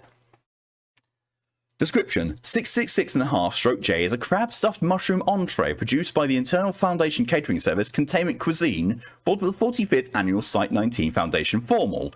Roughly 42% of the 1,500 attendees consumed 666.5/J and were subsequently affected by its anomalous properties. 666.5/J's effects start to become apparent approximately 1 hour after the conclusion of the main course, at which time event goers began to complain of slight abdominal pain. By the 2nd hour, many attendees were complaining of significant digestive distress, and all restrooms in the immediate vicinity were filled to capacity with extended queues. By the 3rd hour, medical, investigative, and plumbing personnel were being flown in from surrounding sites to aid in relief efforts. Those who have consumed 666.5/J say that it has an odd salty tinge to it, likely caused by an experimental salt substitute used in its creation. It's been theorized that this substance is the root cause of 666.5/J's enormous properties, although food poisoning as a result of poor hygiene amongst culinary personnel has also been considered.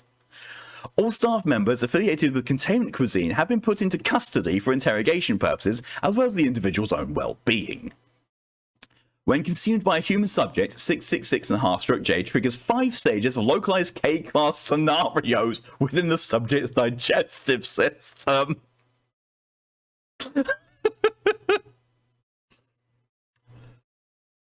When you get sent to him.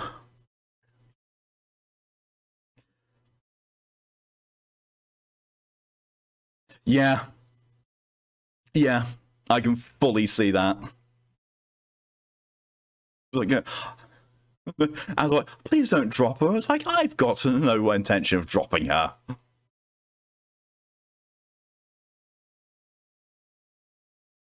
In its initial stage, 666.5/J causes a brief period of mild nausea, followed by a sudden and urgent need to relieve oneself. However, the instant before the crucial moment of blessed release, 666.5/J triggers a DK class dominance shift, seizing control of the subject's nether regions and causing a massive shutdown of all the subject's bodily exits. The deep carnal desire for release increases to the point that it becomes downright crippling. Subjects often experience shortness of breath, extreme jaw pain from the clenching of teeth, and mild bruising on hands from putting the rim of the toilet bowl in a death grip. Oh no, that sounds painful. Yep. After 15 to 20 minutes of the subject's intestines experiencing a level of containment rivaling that of SCP-106 and involving substantially more screaming, the subject will experience a brief arcade-class rapture scenario, feeling a relaxation of the lower muscles, a wave of elation, and a fleeting hope that the worst has passed. Lance, I command you, shit yourself. Following this, the gates of hell open up within the subject's intestines as Satan himself violates the subject's anal canal with a pickaxe. A sudden SK-class scorched earth scenario completely raises the interior lining of the afflicted's digestive tract as an unholy murder flame rages through in a demonic vortex at a temperature of roughly holy crap on a cupcake degrees Kelvin. Every happy memory, every recollection of peace, joy, or anything other than sheer teeth-shattering agony is volcanically obliterated in the gastrointestinal supernova of biblical proportions. Subjects may experience blackouts or periods of lost time during this phase, their state of being reduced to a tear-blurred haze of torrential sweat, agonized wails, and desperate gasps for air.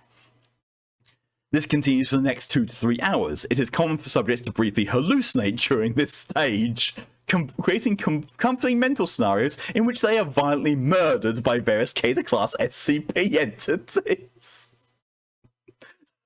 Exactly right, so I love this so much. It just goes right off the handle.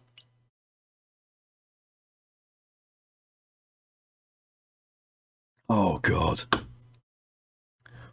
Any last vestiges of hope are crushed into tiny nubbins as subjects undergo a CK-class total containment failure, finally explaining the contents of their bowels in a magnificent riptide that could best be compared to a single large leak in the Hoover Dam, an unfathomably vast expanse of liquid ejected at a rate fast enough to be upsetting, but not fast enough to be merciful. Subjects have described the experience as the digestive equivalent of one's life flashing before their eyes, with every meal eaten during an individual's lifetime excruciatingly funneled out in reverse chronological order. The downright baffling amounts of waste produced by the afflicted has led researchers to conclude that subjects' intestinal tracts are imbued with extra-dimensional or ectoentropic properties during this time. Ejected waste does not resemble good, wholesome fecal matter in the slightest. Rather, it is a roast awful terror slush that is probably corrosive and almost definitely radioactive. The expulsion stage is usually fairly brief, but an anomalous temporal field created by 666.5/J causes subject to perceive the experience as lasting roughly 6 lifetimes. Rip that toilet, yeah. As the subject's ability to endure the emotional and physical trauma of the end of days inferno raging within their tenderest parts inevitably fails, 666.5/J will enter its final stage, a UK-class universal collapse scenario, in which the subject experiences one final crescendo of gastric Ragnarok, followed by a blessed, merciful state of unconsciousness. Subjects will awaken 1 to 2 hours later with full memory of their experience. However, a number of afflicted individuals have reported finding themselves moved from one location to another during the period of time between passing out and regaining consciousness. One researcher testified to having found himself in a nearby field, clean and fully dressed, and laying atop a pile of 1986 Time magazines with no memory of how he arrived there. Subjects who undergo 666.5/J's effects often bear psychological trauma for event as well as residual intestinal discomfort for the following fortnight. Investigations are ongoing. Group of interest involvement is being considered. Having experienced both childbirth and the effects of 666.5/J, I can safely say that I would choose the former any day of the week.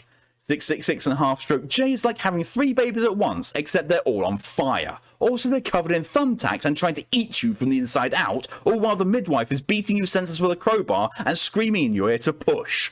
Doctor writes. I ordered the beef entree and therefore cannot give any first-hand account of 666.5/J's effects. However, I can say with certainty that I've seen Cater-class containment breaches cause less pandemonium and widespread demoralization. It was without a doubt the second darkest night Site-19 has seen. Footnote 1. The darkest night being, of course, the ill-fated Breakfast with Dolly Parton fiasco, of which few dare to speak of even to this day. I wonder if this is what Rico thinks happens when you say bathroom break. Probably. And that was Dr. Gears. This is my third body since the incident, and I still don't feel like it's worked its way out of my system yet. If you excuse me, I'm going to go trying for a fourth. Dr. Shaw. With every passing week, I lose a little more hope of ever standing up straight again. I have stared death in the face, and he is garnished with parsley. Dr. Kondraki. Oh, God. I forgot about this bit. Incident log. On 4/26/2007, a small quantity of 666.5/J was fed to an as-of-then harmless Euclid-class SCP object by researchers. The object has since shown extreme hostility towards anything resembling human life. Additionally, a mysterious substance of unknown origin manifesting on the floor of the SCP's containment chamber has created the need for routine cleansing. Cross-exposure of 666.5/J in any situation other than attempted neutralization has since been prohibited. Garnished with parsley. It gets better. It gets better. Addendum. Despite objections by the Ethics Committee, a meal of 666.5/J was fed to SCP-682, the indestructible murder crocodile. At the apex of 666.5J's wrath, 682 threw its hands into the air, screamed, "Yog-Shoggoth, take me now," and willingly left this mortal coil. Neutralization deemed successful. Jesus wept! Dr. Clef.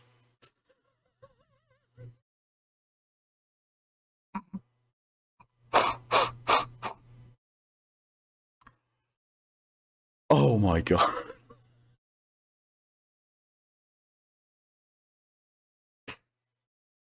I love that. I absolutely love that SCP. Just the ending after, you know, successfully killing 682. Jesus wept. Oh. Plot twist, that harmless Euclid was 106-year-old man. Of course. Of course. Oh, God. Okay. So that is that. That is the first SCP stream that I've ever done. Previously has now been re-recorded and will be going up on YouTube. I feel old. The Harvest Moon series is 26 years old.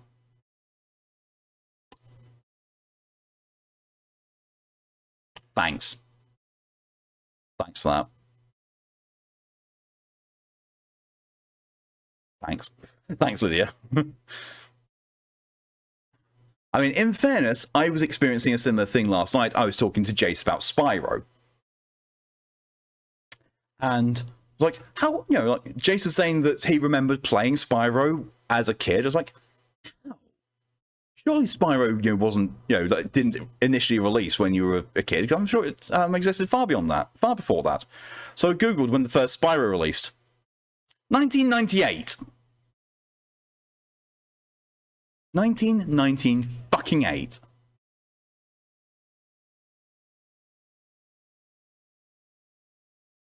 Hate. Very much hate. If I'm not mistaken, Clef is an atheist, and I think Can has killed reality benders. I love that. That's amazing. Never played Harvest Moon. That's fine. That's entirely fair. Even 9 had it on the PS1. I had the first Spyro on the PS1 as well. I was 12.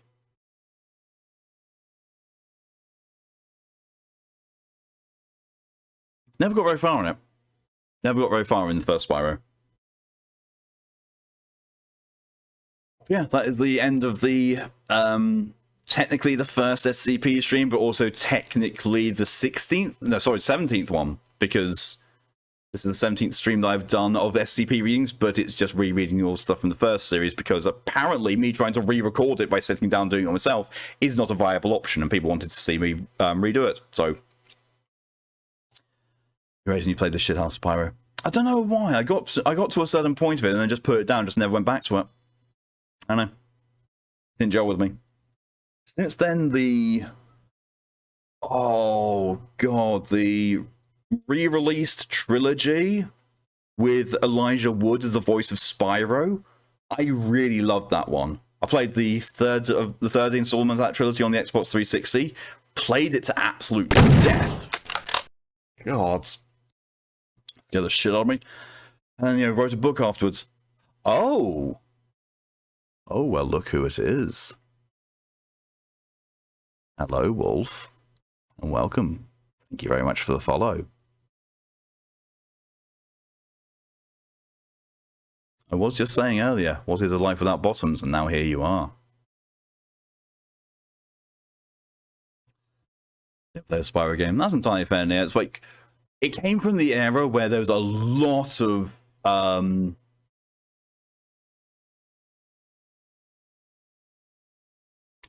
games that were similar to that, because anyway, that was the sort of era that we also saw, like the likes of Jak and Daxter, Ratchet and Clank, Crash Bandicoot, Gex the Gecko, that sort of thing. They were sort of like the whole thing, like there's only one type of game. Oh yeah, medieval as well. There's only one type of game. You control a protagonist. You're going in like a fairly open thing, but you also have like a hub world and going off into certain levels, and it just ramped up the difficulty amazingly.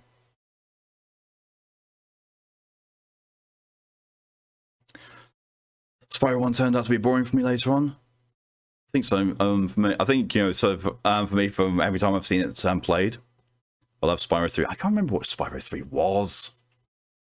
Thank you, Torian, for your contribution to the Sibling Stream Challenge. You've been summoned, yes. Trilogy was my jam when I was a teen, the one with Elijah Wood.